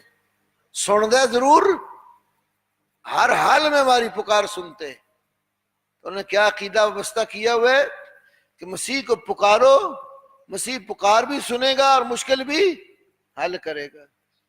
تو ہم نے بھی تو یہی بنایا ہوا ہے نا. یہ میانی صاحب جو لاہور میں بڑا قبرستان ہے، آپ جب اس قبرستان کے مین دروازے سے داخل ہو نا، جین مندر کی طرف سے جو پرانا سٹاپ کا نام تھا، آپ آئیں تو آگے آ کر میانی صاحب قبرستان کا مین دروازہ ہے. داخل ہوں، ٹائلیں جو کنندہ کی لکھ کر لگائی ہوئی ہیں نا اوپر، اس پہ ایک یہ بھی لکھا ہوا ہے، یا شیخ عبد القادر جیلانی شیئا للہ. یا شیخ عبد القادر جیلانی شیئا للہ، اے عبد القادر جیلانی اللہ کے لیے کچھ دو. شیئا للہ. کیا عبد القادر جیلانی رحمہ اللہ نے یہ سبق دیا؟ ان کی کتاب فتوح الغیب، غنیت الطالبین اور الفتح الربانی ساری موجود ہیں، ترجمے کے ساتھ موجود ہیں. الفتوح الغیب، فتوح الغیب، اور دوسری کتاب جو ان کی الفتح الربانی، دونوں کتابوں کے آخر میں ان کی وصیت چھپی ہوئی ہے. موت کے جب قریب تھے تو بیٹے کو بلایا، بیٹے کو بلا کر کیا نصیحت کی؟ اے میرے بیٹے، اذا سألت فاسأل اللہ واذا استعنت فاستعن باللہ. جب بھی سوال کرنا ہے نا اللہ سے کرنا، اور جب بھی مدد مانگنی ہے تو اللہ سے مانگ. اسی لیے وہ جو گولڑا شریف کے پیر تھے نا، پیر نصیر الدین نصیر، فوت ہو گئے ہیں. انہوں نے ایک کتاب لکھی ہے، اعانت و استعانت. کتاب کا نام اعانت و استعانت. جو میں آپ کو حوالہ دیتا ہوں سمجھو، اوپر کتاب موجود ہے، آپ چیک کر سکتے. اعانت و استعانت. اعانت و استعانت میں انہوں نے بہت ساری آیتیں حدیثیں لا کر یہ بات ذکر کی ہے کہ اللہ کے سوا کسی سے مدد طلب نہیں کرنی، یہ شرک ہے. اور کٹر سے کٹر مشرک بھی مصیبت کے وقت اللہ کو پکارتے تھے. یہ بات جو ہے نا کٹر سے کٹر مشرک بھی، یہ مولوی غلام رسول سیدی صاحب نے اپنی تفسیر میں یا مسلم کی شرح میں ذکر کیا۔ تو عرض کرنے کا مقصد ہے الحی وہ ہستی ہے جس کی حیات کیا ہے؟ کامل ہے، اور اس کا وجود بھی کامل ہے، اور اس کا وقت بھی کامل ہے، صفات بھی کامل ہیں، افعال بھی کامل ہیں، ذات بھی، اس کی ذات، صفات، افعال، ہر چیز کامل ہے، کوئی نقص نہیں ہے۔ حیات کامل بنتی تب ہے، بصارت بھی کامل ہو، سماعت بھی کامل ہو، اور علم بھی جس کا کامل ہو، قدرت بھی جس کی کامل ہو۔ اگر علم، قدرت، سمع، بصر کامل نہ ہو تو سمجھو حیات ناقص۔ اسی لیے مقدمہ جو اللہ نے قائم کیا بڑا مضبوط ہے، کوئی لا کر دکھاؤ اللہ کے سوا جو الحی ہو۔ پھر دوسرا وصف الہ کا القیوم، دوسرا وصف کیا ہے؟ القیوم۔ القیوم وہ ہستی جو اپنا وجود بھی قائم رکھے، اپنا وجود قائم رکھنے میں کسی کی محتاج نہ ہو، اور کائنات کا وجود بھی قائم رکھے، کائنات اس اپنا وجود قائم رکھنے میں اس کی محتاج۔ قیوم کا معنی سمجھ آئے؟ علماء کرام عتیق ادھر آؤ، میں ان کو ایک حوالہ دینا چاہ رہا ہوں، صبح ذہن میں تھا پر یاد نہیں رہا۔ یوں کریں، دفتر کھول کے میرا بیگ پڑا ہے، بیگ میں چابیاں لائبریری کی اس طرح کی اکٹھی سے کافی ساری، اوپر بریلیوں کی کتابوں کو بتا، اس میں روزہ قیومیہ ہے، ایک 4 جلد، وہ امرزا کتابیں جائیں اس کے اس لائن میں 4 جلدیں، ایک ہے نا، ایک علیحدہ بھی ایک جلد ہے، پالے کا قیوم لکھا ہوگا، وہ لے کے آؤ۔ چابیاں پہلے ادھر سے دفتر اس میں پڑا ہے، بیگ اوپر والی جیب میں۔ میں بھی آپ کو نا ایک حوالہ دکھاتا ہوں، پہلے یہ سمجھ لو قیوم کیا ہوتا ہے۔ لوگوں نے اللہ کی مخلوق کو قیوم بنایا ہوا ہے۔ الروضۃ القیومیہ، جلدی آؤ، الروضۃ القیومیہ کتاب ہے، کبھی وہ منگوائی آپ کو، میں دکھاتا ہوں کہ اللہ کی مخلوق کو قیوم بنایا ہوا ہے۔ یہ تو عبد القیوم ہے، ہم ناموں میں بھی غلطی کرتے ہیں نا، عبد الحی، عبد القیوم یہ نام رکھے جاتے ہیں، لیکن جب بلاتے ہیں تو قیوم کہہ دیتے، حی کہہ دیتے، یہ تو اللہ کے اوصاف ہے۔ تو القیوم کے میں نے 2 باتیں بتائی ہیں آپ کو، جو اپنا وجود قائم رکھنے میں کسی کا محتاج نہ ہو، اور ساری کائنات اپنا وجود قائم رکھنے میں اس کی محتاج، اس ہستی کو قیوم کہتے ہیں۔ تو یہ کس کا وصف ہے؟ اللہ رب العالمین کا۔ تو قیوم لفظ یہ قیام سے نکلا ہے، کس سے نکلا ہے؟ فعول کے وزن پر قیوم لفظ اس کا جس مصدر سے نکلا ہے وہ قیام ہے، قاما یقوم قیاما، قیام مصدر سے قیوم بنا ہے۔ تو قیوم جو ہے وہ آپ کو بتا القائم بنفسہ، القائم علی غیرہ، اپنے وجود کو قائم رکھنے والا بھی اور اپنے علاوہ کے وجود کو بھی قائم رکھنے والا۔ دیکھو جب اللہ کی نہ ابتدا معلوم نہ انتہا معلوم، جس کی حیات کامل، اوصاف کامل، سمع کی قوت کامل، دیکھنے کی بصارت کی قوت کامل، جس کا علم کامل، جس کی قدرت کامل، ذات کامل، اوصاف و افعال کامل، وہ کامل ہستی جو ہے وہ ایسی ہے کہ وہ اپنا وجود قائم رکھنے میں کسی کی محتاج۔ اگر اپنا وجود قائم رکھنے میں کسی دوسرے سہارے کی ضرورت ہو تو پھر کامل تو نہ ہوئے۔ تو کیا ہم اپنا وجود خود قائم رکھ سکتے؟ سلیمان علیہ السلام کو قرآن کی نظر میں پڑھا ہوگا آپ نے، جب وہ ایک بلڈنگ بنوا رہے ہیں تو جنات کام کر رہے ہیں، تو سلیمان علیہ السلام کس سہارے پر کھڑے ہیں؟ لاٹھی اور عصا۔ جنات اپنا کام کیے جا رہے ہیں کہ سلیمان علیہ السلام نگرانی کر رہے ہیں۔ پتہ کب چلا کہ یہ تو کب کے فوت ہو گئے ہوئے ہیں؟ جب لاٹھی کو دیمک لگی، زمین کا کیڑا دابت الارض جو ہے اس نے اس لاٹھی کو کھا لیا، نیچے سے کمزور ہوئی تو ان کا وجود گر پڑا، تب پتہ چلا یہ تو فوت ہو گئی۔ تو اللہ کا پیغمبر جس کو کتنی بادشاہی دی اللہ نے، اپنا وجود قائم رکھ سکتے؟ آپ یہ بتائیں کہ نبی پاک صلی اللہ علیہ وسلم سے اونچی تو مثال کوئی بھی ہم دے ہی نہیں سکتے، ہے ہی کوئی نہیں۔ آپ کی جب وفات مبارک ہوئی، آپ کو غسل دیا گیا، کفن پہنایا گیا، غسل بھی دیا، کفن بھی ہوا، دفنایا بھی گیا، تو یہ کام کنہوں نے کیے؟ آپ کے صحابہ نے کیے، آپ کے ماننے والوں نے کیے، آپ کے گھر والوں نے کیے، آل و اصحاب نے یہ کام کیا۔ آپ کی وفات ہو گئی، آپ صلی اللہ علیہ وسلم کی تجہیز و تکفین جنازہ کیا، تو پھر کیا اللہ کے نبی اپنا وجود خود قائم رکھ سکے؟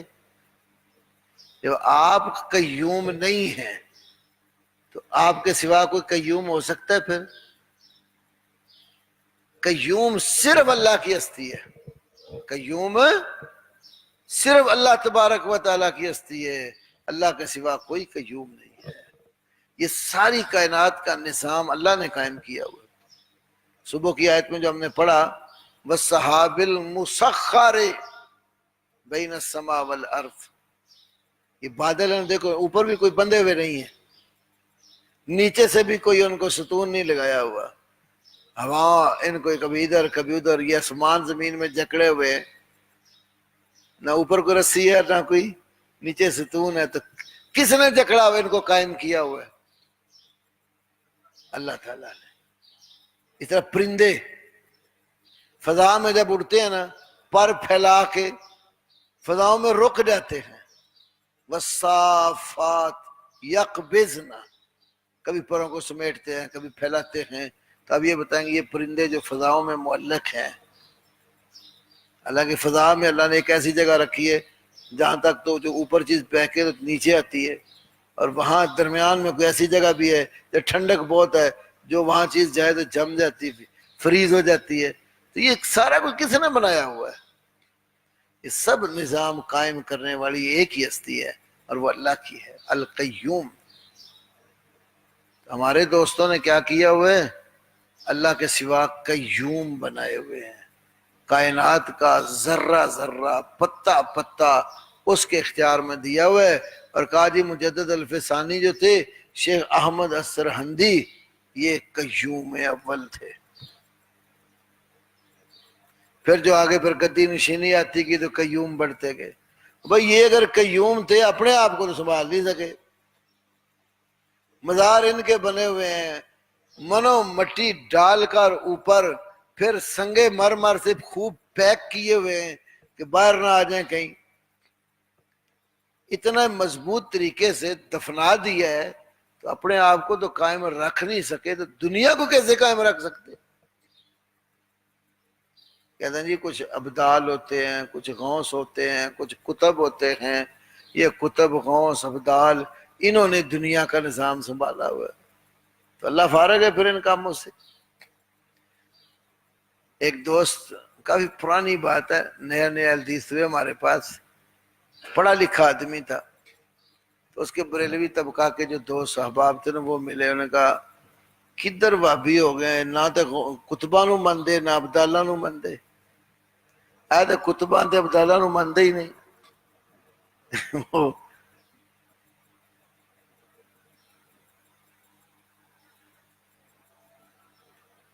یہ تو کتبہ تے ابدالہ نو مندے ہی نہیں۔ اس نے کیا کہا؟ کہتا یار مجھے تو پتہ نہیں، میں تو ایک ہی کتب کو جانتا ہوں اور ایک ہی ابدال کو جانتا ہوں، انار کلی میں کتب الدین ایبک ہے اور ادھر پنڈی کی طرف حسن ابدال ہے، مجھے اس کے سوا نہ کسی کتب کا پتہ ہے نہ کسی ابدال کا پتہ ہے۔ تو لوگوں نے بنائے ہوئے کتب اور ابدال جو کائنات کے نظام کو قائم رکھے ہوئے۔ اللہ تعالیٰ نے اپنے جو ذاتی اختیارات ہیں وہ کسی کو نہیں دیے۔ قرآن بڑا گہرا ہے، بڑا وسیع ہے، اب اس کے اوپر غور کریں۔ قرآن کا ایک ایک حرف جو ہے وہ اللہ رب العالمین کے اوصاف کاملہ کے اوپر رہنمائی کرتا ہے۔ الحی القیوم، تو قیوم بھی صفت کمال ہے۔ یہ کامل دو وصف بیان کر کے پھر اللہ نے فرمایا ہے نزل علیک الکتاب بالحق، پہلے مقدمہ قائم کر لیا نا، اب جو خود قائم ہے، مخلوقات کو قائم رکھنے والا ہے، اب وہ ہستی بتا رہی ہے کہ اس ہستی نے کیا کیا ہے، آپ کے اوپر کتاب کو حق کے ساتھ نازل کیا ہے۔ نزل علیک الکتاب، تجھ پر کتاب اس نے اتاری ہے، بالحق، حق کے ساتھ، مصدقا، اس حال میں کہ وہ کتاب تصدیق کرنے والی ہے، لما، اس چیز کے لیے جو بینا یدئی ہے، اس کے سامنے ہے، اس سے پہلے ہے، اس کے سامنے ہے۔ وَأَنزَلَ التَّوْرَاةَ وَالْإِنجِيلَ، اور تورات اور انجیل بھی اس نے اتاری، من قبل، اس سے پہلے، ہدی للناس، یہ تمام انسانوں کے لیے ہدایت ہے۔ وَأَنزَلَ الْفُرْقَانَ، اور اس نے فرقان اتارا، اس نے حق اور باطل میں فرق کرنے والی چیز نازل کی۔ فرقان، الفارق بین الحق والباطل، فرقان کا معنی حق اور باطل میں فرق کرنے والی چیز۔ ان الذین کفروا، یقیناً وہ لوگ جنہوں نے کفر کیا، بآیات اللہ، اللہ کی آیات کے ساتھ، لہم عذاب شدید، ان کے لیے سخت ترین عذاب ہے، واللہ عزیز، اور اللہ ہر چیز پر غالب ہے، ذو انتقام، انتقام لینے والا ہے۔ اب اللہ نے اپنی کامل قدرت ذکر کر کے پھر کتاب کے نازل کرنے کا مسئلہ بیان کیا ہے، جس سے یہ بات سمجھ آتی ہے کہ وہی جس قدر بھی اللہ نے اتاری ہے، وہ وہی ساری کی ساری اللہ کی طرف سے آئی ہے، اور اس میں باطل کو دخل نہیں ہے، وہی میں باطل کو دخل نہیں ہے، وہ بالکل برحق ہے، کیونکہ اتارنے والا کامل ہے، اور اس کامل ہستی کی طرف سے جو چیز آئی ہے وہ چیز جو ہے نا وہ باطل کا اس میں کوئی دخل نہیں ہے۔ تو یہاں پر وحی کی صداقت بیان کی، اور علم بیٹا جو وحی کے ذریعے آتا ہے، اصل علم وہ ہوتا ہے، اور یقینی علم ہوتا ہے۔ علم کے حاصل کرنے کے کئی ذریعے ہیں نا، علم جو ہے وہ مشاہدے کے ساتھ بھی آتا ہے، دیکھ کر، سماع کے ساتھ سن کر، کسی چیز کو چکھ کر، ٹٹول کر، حواس کے ذریعے۔ سننا بھی ایک قوت حس ہے، دیکھنا، ناک سے سونگھنا، زبان سے چکھنا، ہاتھوں سے ٹٹولنا۔ تو بعض جو انسان نابینے ہوتے ہیں نا، تو کئی چیزیں ٹٹول کر معلوم کر لیتے ہیں، کئی چیزیں سونگھ کر پتہ چل جاتی ہیں فلاں چیز ہے، کئی چیزیں جو چکھ کر معلوم ہو جاتی ہیں کہ یہ فلاں چیز ہے، کئی سن اور دیکھ کر معلوم ہو جاتی ہے۔ تو یہ معلومات حواس کے ذریعے بھی آتی ہیں، لیکن یاد رکھو حواس کے ذریعے جو علم حاصل ہوتا ہے ضروری نہیں وہ یقینی ہو۔ حواس کے ذریعے جو علم آتا ہے ضروری نہیں کہ وہ یقینی ہی ہو، کیونکہ حواس بھی بعض اوقات دھوکہ کھا جاتے ہیں، وہ کبھی یقینی ہوتا ہے، کبھی غیر یقینی ہوتا ہے۔ مثلا میں بولتا ہوں نا، آپ بیٹے اور ادھر بیٹیاں ہماری سن رہی ہیں، بعض اوقات ایسا ہو جاتا ہے میں کوئی حرف بولتا ہوں، سننے والے کو جو میں بول رہا ہوں میری سمجھ میں اور ہے، سننے والے کچھ اور حرف سنائی دیتا ہے۔ مثلا گلا خراب ہو، مثال یا لہجہ صحیح نہ ہو، لہجے میں لحن اور غلطی ہو، حروف کو مخارج کے ذریعے صحیح ادا نہ کر سکتا ہو، تو بس اوقات جو ملتے جلتے آوازوں والے حرف ہیں وہ سننے میں غلطی لگ جاتی ہے۔ بعض اوقات دیکھنے میں بھی غلطی لگ جاتی ہے، دیکھ کر بھی علم آتا ہے، لیکن بعض اوقات دیکھ کر بندے کو پھر بھی غلطی لگ جاتی ہے۔ میں اس کی مثال دیتا ہوتا ہوں، ٹرین میں سفر کیا کبھی آپ نے؟ ٹرین تیز رفتار جب دوڑتی ہے تو باہر کی فضا دیکھی، کھڑی معلوم ہوتی کہ ساتھ بھاگتی معلوم ہوتی، یوں لگتا ہے کہ ساتھ درخت بھی دوڑ رہے ہیں، کھیت اور فصلیں دوڑ رہی ہیں، حالانکہ وہ سارے اپنی جگہ پر ہوتے ہیں، دوڑ گاڑی رہی ہوتی ہے۔ تو مشاہدہ دھوکہ کھاتا ہے کہ نہیں کھاتا؟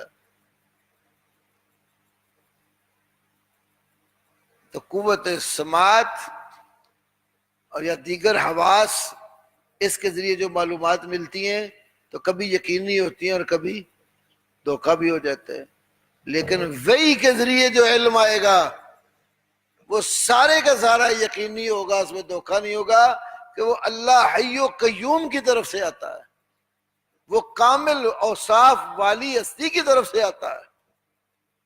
امام بخاری نے اسی لیے صحیح بخاری کی ابتدا میں پہلی کتاب کا عنوان کیا رکھا ہے؟ کتاب بدع الوحی، کتاب بدع الوحی۔ شروع میں ہی صحیح بخاری کے امام بخاری نے سمجھایا علم وہ ہے جو بذریعہ وحی آتا ہے۔ اس لیے کئی علماء کہتے ہیں العلم ما قال اللہ وقال الرسول، العلم ما قال اللہ وقال الرسول، علم وہ ہے جو اللہ نے کہا اور اس کے رسول نے کہا، وما سوا ذالک وسواس الشیاطین، اور اس کے سوا جو بھی شیطانوں کے وسوسے ہیں۔ اصل علم وہ ہے جو اللہ کی طرف سے آیا اور اللہ کے نبی نے بیان کیا۔ تو علم کون سا ہے؟ جو اللہ کی طرف سے آیا ہے، قرآن سنت۔ اب جو اللہ نے وحی میں دیا وہ قرآن اور سنت دیا۔ ایک دن میں نے آپ کو کتنی آیتیں بتائیں، وانزل اللہ علیک الکتاب والحکمہ، کتاب و حکمت کا علم۔ آج ہم اس کو علم ماننے کو تیار ہی نہیں۔ میں نے پیچھے بتایا نا آپ کو کہ ہمارا ایک وزیر جو ہے فواد چودھری صاحب کو بعض اوقات تڑکا لگ جاتا ہے۔ اب وہ کیا کہتے ہیں، پہلے فیصلہ کرو نا حکومت ملا کی ہوگی یا شعور کی۔ جملہ دیکھو، حکومت ملا کی ہوگی یا شعور کی۔ شعور، یہ علماء بتاتے ہیں شعور اور علم میں کیا فرق ہے۔ مولانا یہ اپنے شیخ محمد بن صالح العثیمین رحمہ اللہ نے اپنی تفسیر میں لکھا ہے، شعور وہ علم ہوتا ہے جو حواس کے ساتھ آتا ہے۔ شعور وہ علم ہوتا ہے جو حواس کے ساتھ آتا ہے۔ یہ جو حواس خمسہ میں نے ذکر کیا نا، سننا، دیکھنا، چکھنا، بولنا، ٹٹولنا وغیرہ، حواس کے ساتھ جو علم آتا ہے اس کو کیا کہتے ہیں؟ تو فواد چودھری کی بات کا کیا مطلب ہوا کہ علماء جتنے ہیں نا ان کے حواس کھوئے ہوئے ہیں، ان کے پاس کچھ نہیں ہے۔ تو اس کے اپنے حواس بڑے کام کرتے ہیں، حواس باختہ ہو کر ایسی باتیں کرتا ہے جس کا کوئی سر پاؤں نہیں ہوتا۔ اس لیے وہ مفتی منیب صاحب نے کہا کہ اپنے یہ جو پرجوش وزراء ہے نا، وزیر اعظم کو یہ چاہیے، پرجوش جو وزراء ہے نا، وزیر اعظم صاحب کو انہیں تحریک پاکستان کا مطالعہ کرانا چاہیے کہ ان کو پتہ چلے کہ علماء کی کتنی قربانیوں سے پاکستان وجود میں آیا۔ قربانیاں دینے والے علماء تھے، اور اب بھی جب مشکل مرحلہ آتا ہے کون سا وزیر بارڈروں پہ جاتا ہے؟ اب بھی مشکل مرحلہ آتا ہے، علماء یہ طلباء بیچارے اپنے ملک کے دفاع کے لیے، اسلام کے دفاع کے لیے، مسلمانوں کے دفاع کے لیے یہی لوگ کام آتے ہیں۔ پہلے بھی قربانیاں انہی کی تھیں، اب بھی قربانیاں دینے والے یہی لوگ ہیں۔ باقی تو کوئی چوری کھانے والے مجنو ہیں، قربانیاں دینے والے مجنو نہیں ہیں۔ یہ علماء حواس باختہ نہیں ہیں، اللہ نے علماء کو حواس کی قوت بھی دی اور وہی والا یقینی علم بھی علماء کے سینے میں سیو کیا ہے۔ تو یہ کتاب ہے روضۃ القیومیہ، احوال و مقامات قیوم اول۔ قیوم اول حضرت شیخ احمد مجدد الافسانی، یہ قیوم اول ہیں۔ کیا نام دیا ان کو؟ قیوم۔ ہم قیوم کی شرح اپنی طرف سے نہیں کریں گے، وہ کریں گے جس کتاب میں لکھی ہے۔ اور ذرا سن کے دیکھو کہ اللہ میں اور ان میں کوئی فرق رہ گیا باقی؟ صفحہ نمبر 172 ہے۔ میں اس لیے کیمرے کے سامنے کر رہا ہوں نا کہ جو باہر دنیا ہماری دیکھتی ہے ان کو پتہ چل جائے کہ یہ کتاب کے اندر ہے کیا۔ سنیے ذرا دھیان سے سننا۔ لکھا ہے قیوم اول کا مقام۔ قیوم اس شخص کو کہتے ہیں کہ جس کے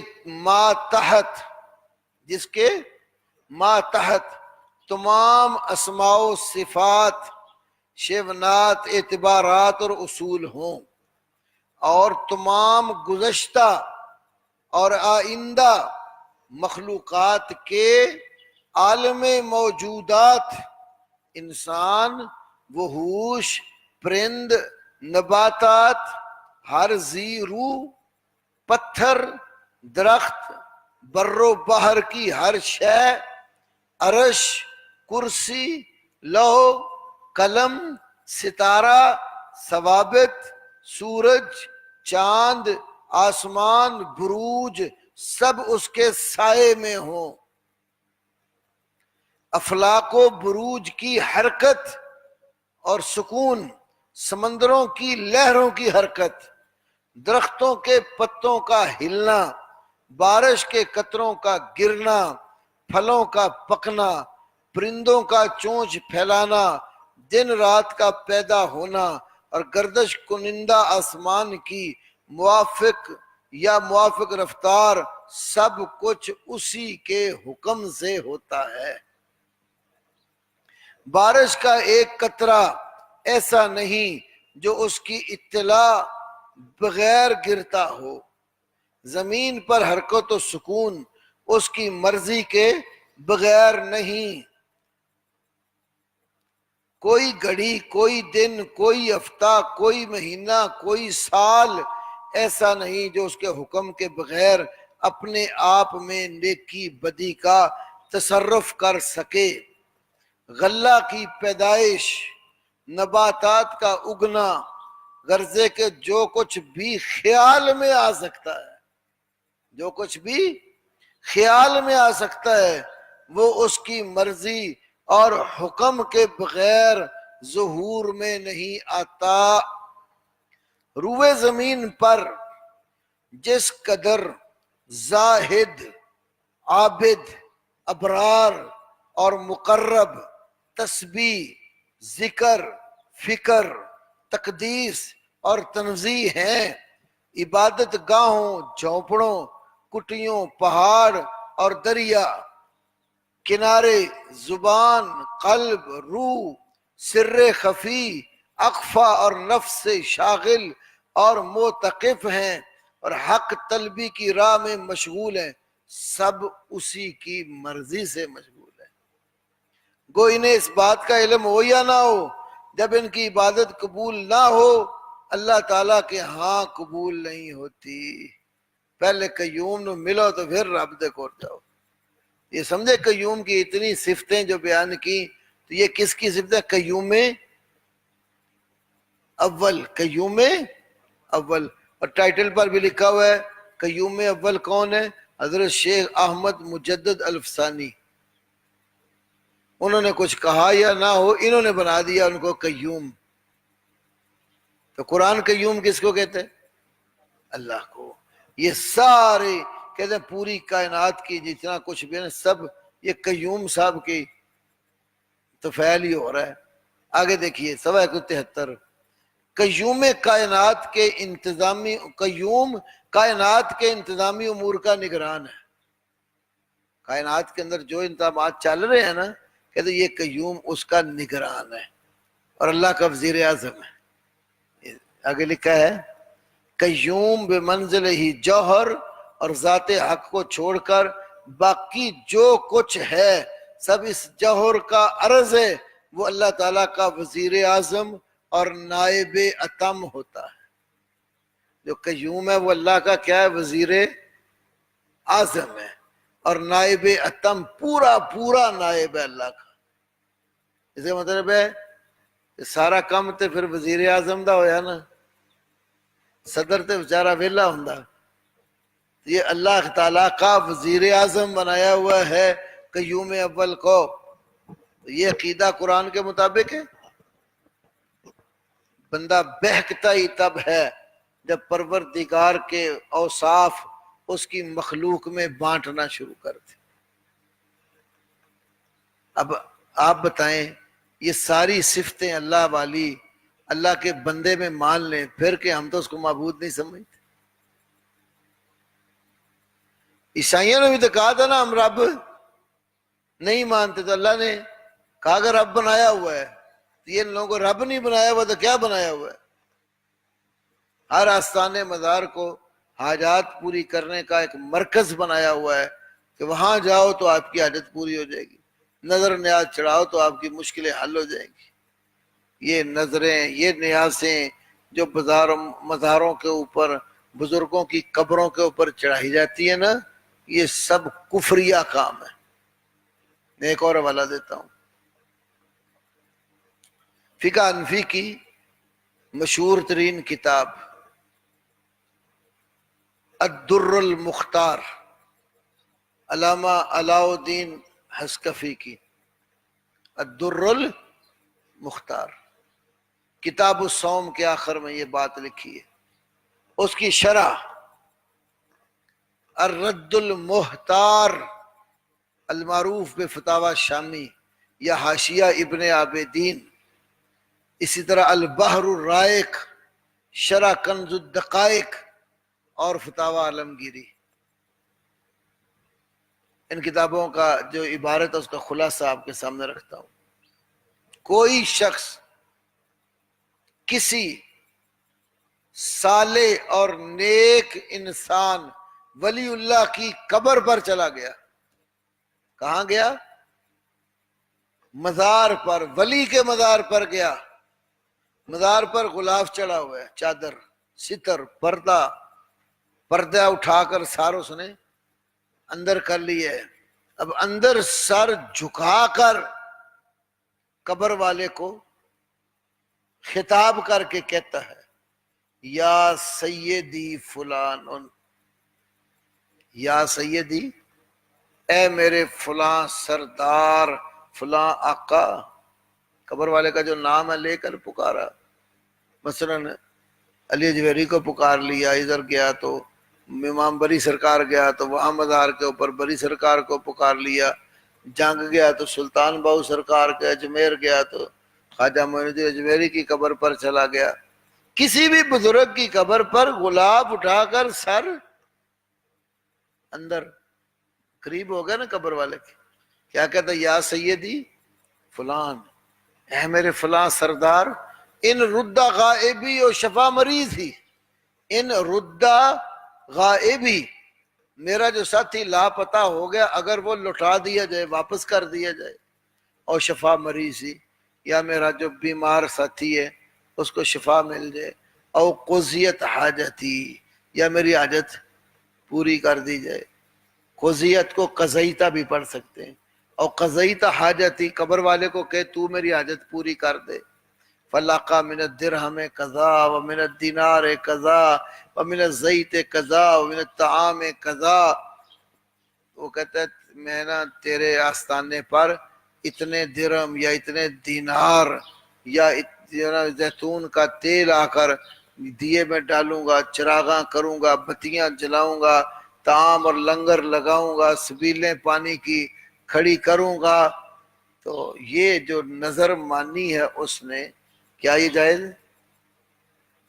تو یہ حنفی فقہا کہتے ہیں کہ یہ نظر بالاتفاق حرام اور باطل ہے، بالاتفاق حرام اور باطل ہے. البحر شرح کنز میں تفصیلاً ہے، بالاتفاق حرام اور باطل ہے. کیوں حرام ہے؟ نمبر ایک، یہ صاحب قبر کی نظر مانی گئی ہے، اور نظر عبادت ہے، اور عبادت صرف ایک اللہ کی. جب نظر عبادت ہے تو عبادت اللہ کی ہونی چاہیے، تو یہ اللہ کے بندے کی نظر مار رہا ہے تو کس کی عبادت کر رہا ہے پھر؟ قبر والے کی. تو یہ نظر عبادت ہے، عبادت صرف اللہ کی ہوتی ہے، اس لیے یہ حرام اور باطل ہے کہ مخلوق کی نظر مار رہا ہے. نمبر دو، وَأَنَّ الْمَنْظُورَ لَهُ فَهُوَ مَيِّتٌ، جس کے نام کی نظر مان رہا ہے وہ میت ہے، مردہ ہے. میت کس کو کہتے ہیں؟ یہ مردہ کس کو کہہ رہے ہیں کتاب والے؟ یہ پتھر کو، درخت کو، کسی بت کو، کہ کسی ولی کو؟ اور ولی دی قبر تے گیا سی نا، ولی دی قبر تے جا کے تے غلاف چک کے تے وے سر دے لیا. ولی کی قبر پر گیا، ستر اور پردہ اٹھا کر سر جھکایا اندر. اسی ولی کو یہ علماء کیا کہہ رہے ہیں فقہ حنفی والے؟ ان المنظور لہ فہو میت، جس کی نظر مار رہا ہے وہ کیا ہے؟ میت ہے، مردہ ہے. وان المیت لا یتصرف فی الامور، مردہ لوگوں کے کاموں میں کمی بیشی کا تصرف کرنے کا جو ہے نا وہ حق ہی نہیں رکھتا. تیسری بات، اگر وہ یہ عقیدہ رکھتا ہے کہ قبر والا ہماری پکار سنتا، قبول کرتا، حاجت پوری کرتا، اس لیے ہم اس کی نظر نیاز دیتے ہیں، تو وہ اعتقادہ ذالک کفر، وہ اعتقادہ ذالک کفر، اس کا یہ عقیدہ کفری عقیدہ. یہ میرے بھائیوں کچھ لا علمی میں لوگ یہ ایسے کفریہ شرکیہ کام کرتے، کچھ علم کی بنیاد پر کرتے اور سمجھتے ہم حق پر ہیں. تو یہ دونوں صورتیں ہی غلط ہیں، تو یہ اللہ کے اوصاف کے خلاف. اس لیے میں روزہ قیومیہ بیچ میں ذرا لیٹ پہنچی تو میں نے یہ آپ کو ایک حوالہ پیش کیا، ورنہ اس طرح کے بہت سارے حوالہ جات ہیں کہ یہ اللہ کے اختیارات میں ولیوں کے اختیارات کی دخل اندازی کرتے. لگے ہاتھوں پر ایک قصہ آپ کو سناتا ہوں، طبیعت خوش ہو جائے گی آپ کی.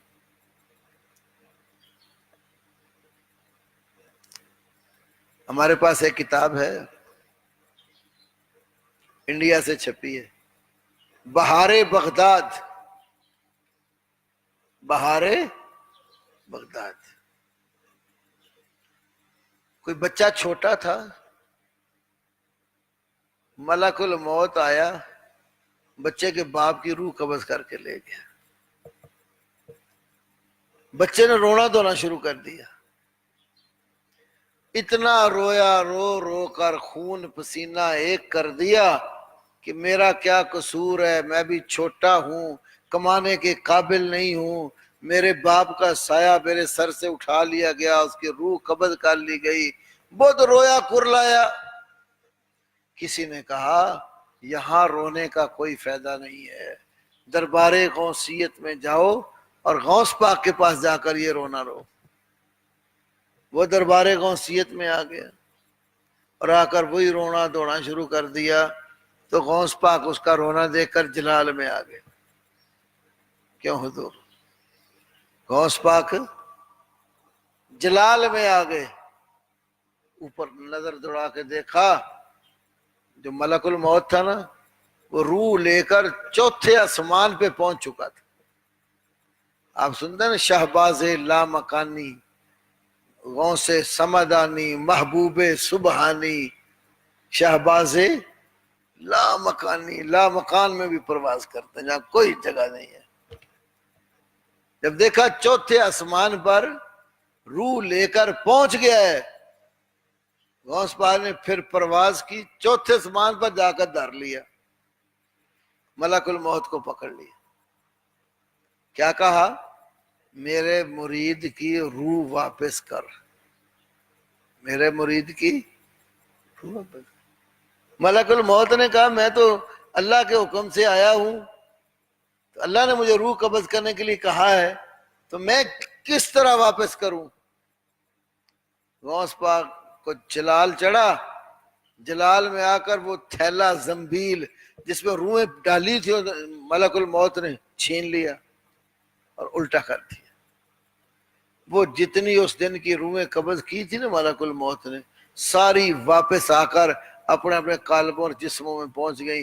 اس ایک بچے کی وجہ سے اتنے مردے اس دن کے غوث پاک کی وجہ سے زندہ ہو گئے۔ ملک الموت نے جا کر اللہ سے کہا تیرے حکم سے میں روح قبض کرنے گیا تھا، تو تیرے ایک بندے نے میرے سے سارے روحیں چھین لی ہیں۔ اللہ نے کہا خاموش ہو جا، ادب کی جگہ ہے، یا بولنے کی اجازت نہیں ہے۔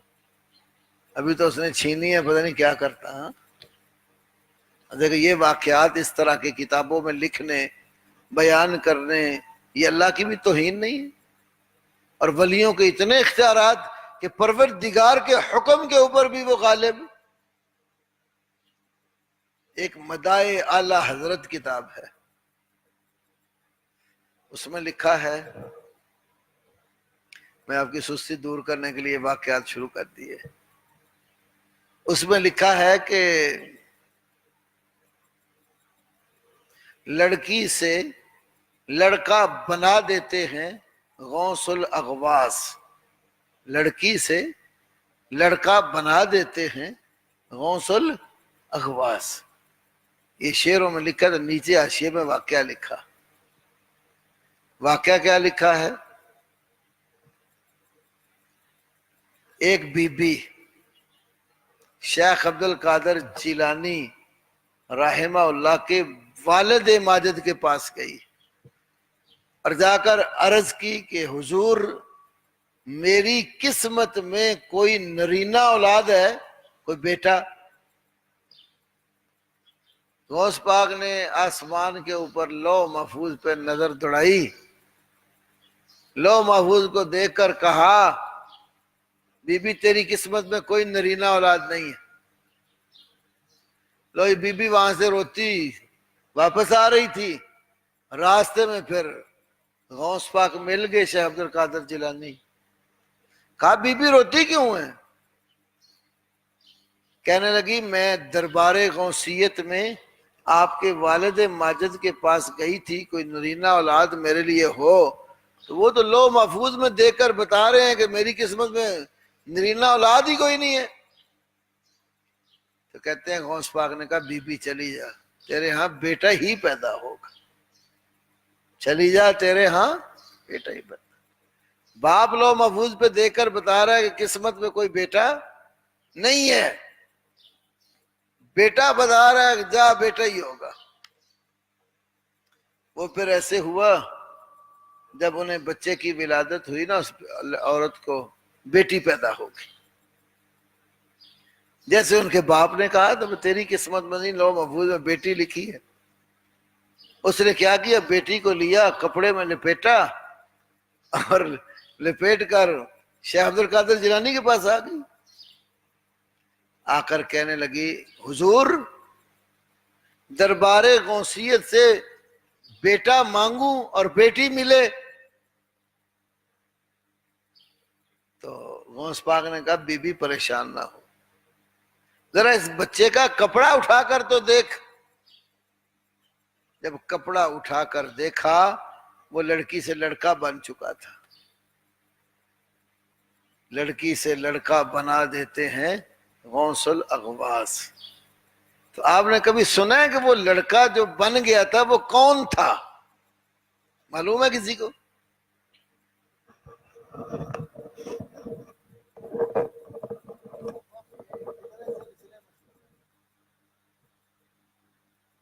کتنے سلسلے سبق کے؟ 4: چشتی، قادری، نقشبندی اور سہروردی۔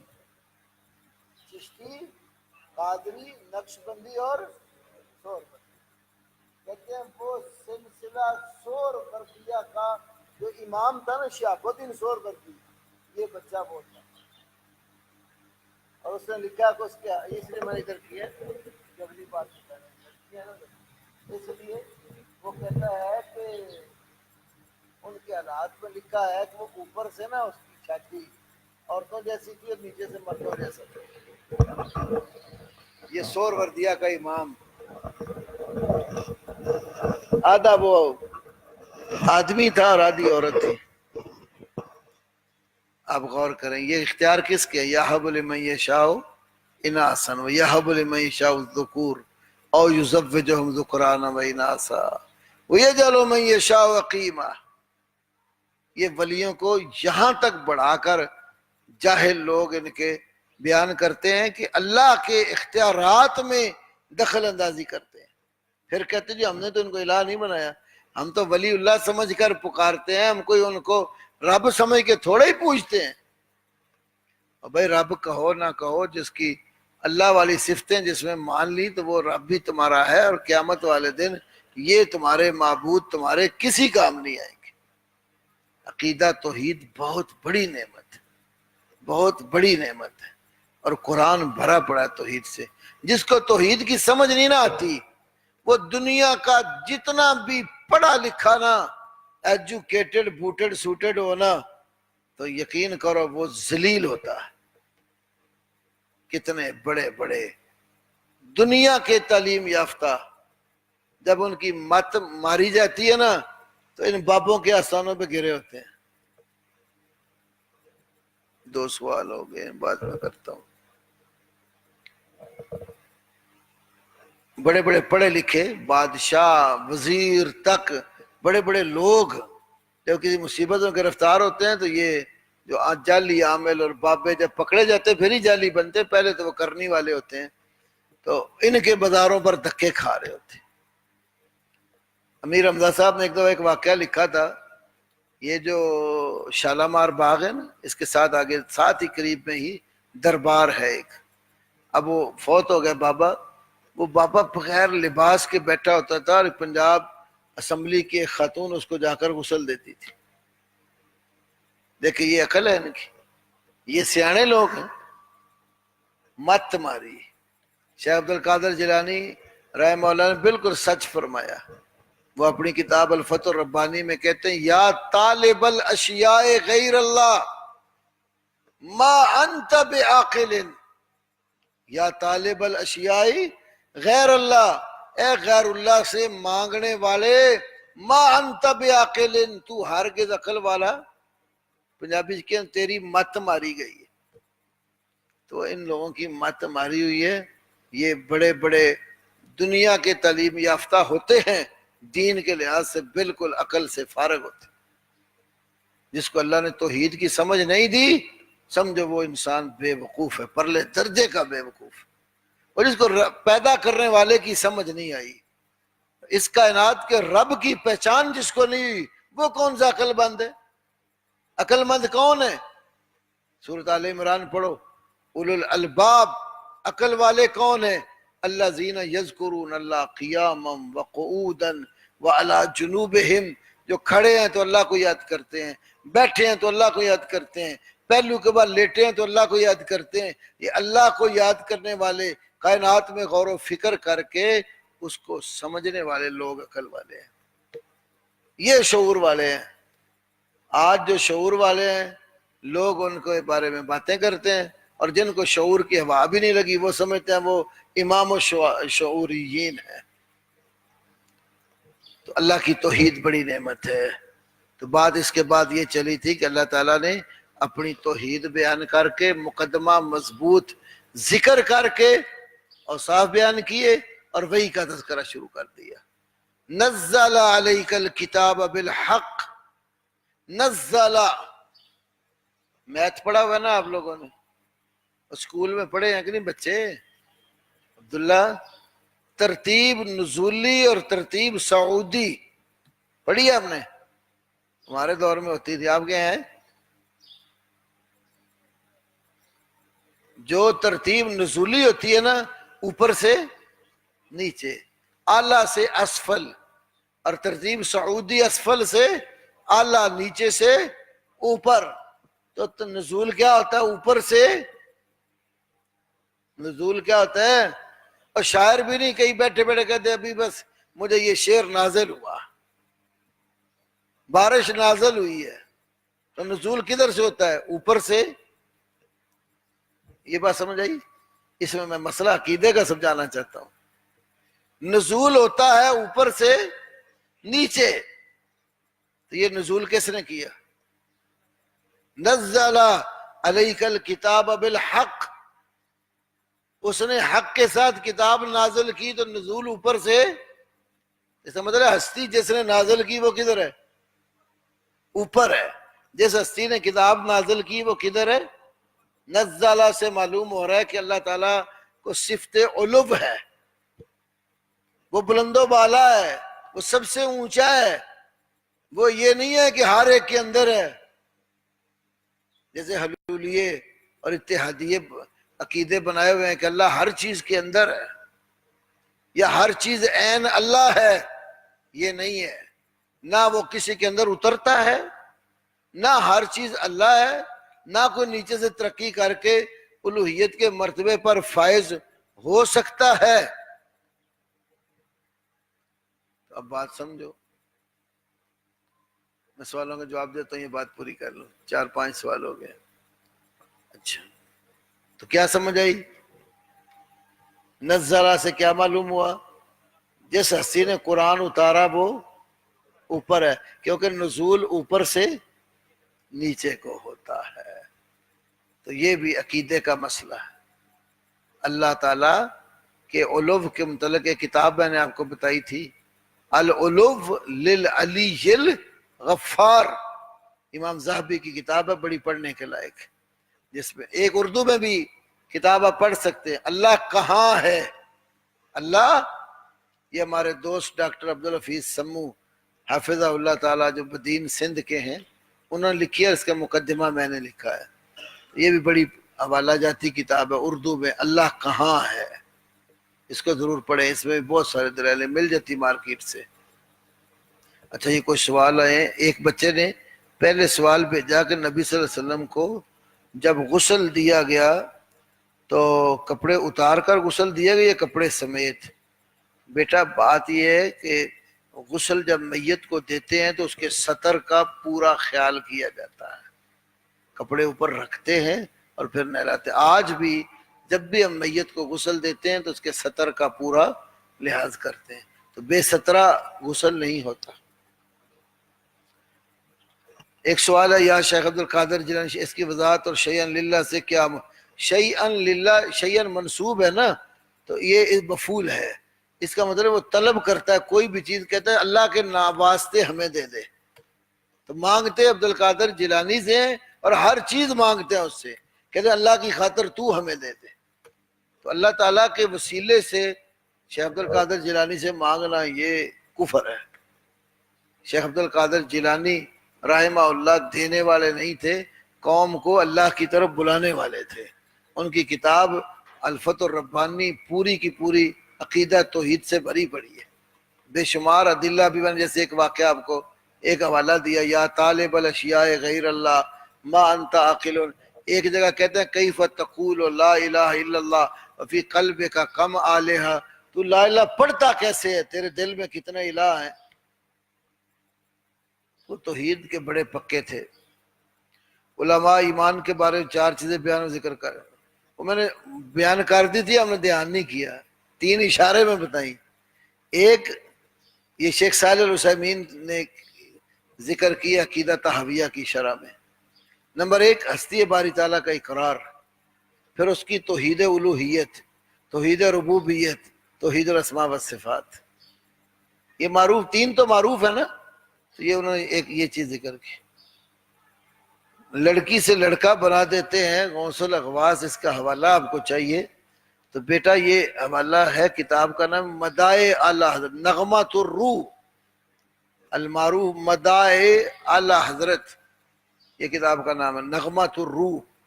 یہ دیکھ سکتے ہیں حوالے آپ چھٹی کے ٹائم لائبریری میں جب جائیں مجھے بتانا، میں آپ کو نکال کے دے دوں گا. یہ سارے والے موجود ہیں، کتابیں موجود ہیں یہاں. تصویر کی شرعی حیثیت، یہ سوال اب اس طرح کے جو ہوتے ہیں نا وہ پچھلے ٹائم میں جب جس دن سوال جواب کی نشست ہو نا وہاں پوچھنا. پہلے بھی میں نے اس کا جواب دے دیا ہوا ہے. بلا ضرورت تصویریں نہ بنایا کرو.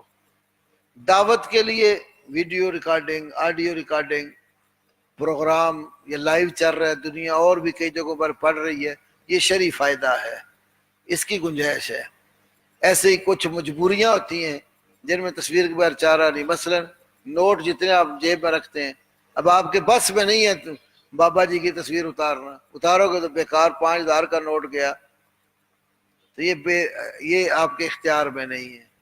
پاسپورٹ بنانا ہے تصویر لگتی، شناختی کارڈ بنانا ہے ملک میں تصویر لگتی، تعلیمی داخلہ بھیجنا ہے تصویر لگتی. یہ ہمارے بس میں نہیں ہے، حکومت کی طرف سے اس کی ذمہ دار وہ ہے. تو جو چیز بس میں نہیں، ایسے جب آپ دوسرے ملک جاتے ہیں حج کرنے یا عمرہ کرنے بھی جائیں گے، ایئرپورٹ پر اتریں گے تو کیمرے لگے ہوں گے، آپ کے وہ بصمات فنگر پرنٹس بھی لیں گے اور آپ کی تصویر بھی لیں گے.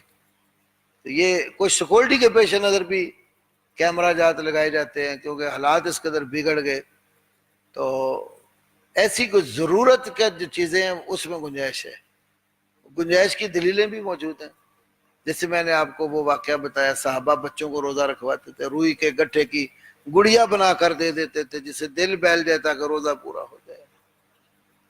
عائشہ نے گڑیاں رکھی ہوئی تھیں اور گھوڑا بھی بیچ میں تھا. نبی پاک گھر آئے، نسائی کے حدیث سے، پردے کے پیچھے تھی، پردہ ہلا، آپ کی گھوڑے پر نظر پڑ گئی. پوچھا عائشہ یہ کیا ہے؟ کہنے لگی یا رسول اللہ یہ تو گھوڑا ہے. تو فرمایا گھوڑے کے پر بھی ہوتے ہیں؟ بی بی عائشہ نے کہا ہاں اللہ کے نبی سلیمان علیہ السلام کے گھوڑے کے بھی تو پر تھے نا. اب بڑا کھل کھلا کر ہنسے. تو اس حدیث کی شرح میں بھی شارحین نے لکھا ہے کہ یہ گھوڑا یا یہ گڑیاں جو تھیں بچوں کو، چھوٹی عمر والی لڑکیوں کو امور خانہ داری سیکھنے میں تربیت کا فائدہ دیتی ہے. تو جس کا فائدہ ہو وہ لگا. ہم کہتے ہیں کہ ویڈیو بنا لیں علماء کی دعوت کی، لیکن تصویریں نکال کے سی ڈی کے اوپر باہر مت لگائے، اس کی ضرورت ہے، اس کا فائدہ نہیں ہے. اس کا جس کا فائدہ ہے، یہ جس کے بغیر گزارا ہی نہیں آپ کو ہوتا، یہ بس اوقات پہچان کے لیے رکھ لیتے ہیں، تو وہ سیو کر دیں، بس پڑھی رہیں، اظہار نہ کریں. لا الہ الا اللہ محمد رسول اللہ ہمارا تو عید کا ایجنڈا ہے، لیکن اس کا وجود قرآن و سنت میں کہاں ملتا ہے؟ قرآن سے سنت سے دونوں جگہ ملتا ہے. لا الہ الا اللہ بھی قرآن میں ہے اور محمد رسول اللہ بھی قرآن میں ہے. اب آپ کو یہ چاہیے ہوگا کہ یہ اکٹھا ہو، ہاں اکٹھا بھی حدیث میں موجود ہے. اب مکتبے میں تشریف لانا، حدیث کی کتابوں میں ایک کتاب ہے الحنائیات، دوسرا نام ہے اس کا الفوائد الحنائی. اس میں وَأَلْزَمَهُمْ كَلِمَةَ التَّقْوَى، یہ آیت کریمہ کی تفسیر میں پورا لا الہ الا اللہ محمد رسول اللہ موجود ہے. اور محقق نے، محدث نے خود اس کی سند کو صحیح بھی کہا ہوا ہے. تفسیر تبری میں بھی ہے، تفسیر ابن کثیر میں بھی ہے، تفسیر ابن ابی حاتم رازی میں بھی ہے، اور اسی طرح کتاب الایمان ابن مندہ جو ہے اس کے اندر بھی ہے. امام بہقی کی غالباً دلائل النبوہ ہے یا شعب الایمان، دونوں میں سے ایک ہے، اس کے اندر بھی لا الہ الا اللہ محمد رسول اللہ موجود ہے. تو قرآن میں ایک جگہ ہے محمد الرسول اللہ، اور دوسری جگہ فَعْلَمْ أَنَّهُ لَا إِلَٰهَ إِلَّا اللَّهُ. تو لا الہ الا اللہ بھی قرآن میں ہے، محمد رسول اللہ بھی قرآن میں ہے. یہ دو الگ الگ اعتقاد ہیں، ایک اللہ کی الوہیت کا عقیدہ ہے، ایک محمد صلی اللہ علیہ وسلم کی رسالت کا عقیدہ ہے. تو دونوں عقیدے قرآن میں ہیں. باقی سوالوں کے جواب کو ایسے ہوں گے تو انشاءاللہ پچھلے ٹائم. آج ہمارا سبق سمجھو نزلہ سے پیچھے پیچھے ہی ہے. نزلہ میں صرف ایک نقطہ آپ کو بتایا ہے کہ نزول اوپر سے نیچے کو ہوتا ہے، تو یہ بھی اللہ تعالیٰ کے علو پر دلیل ہے۔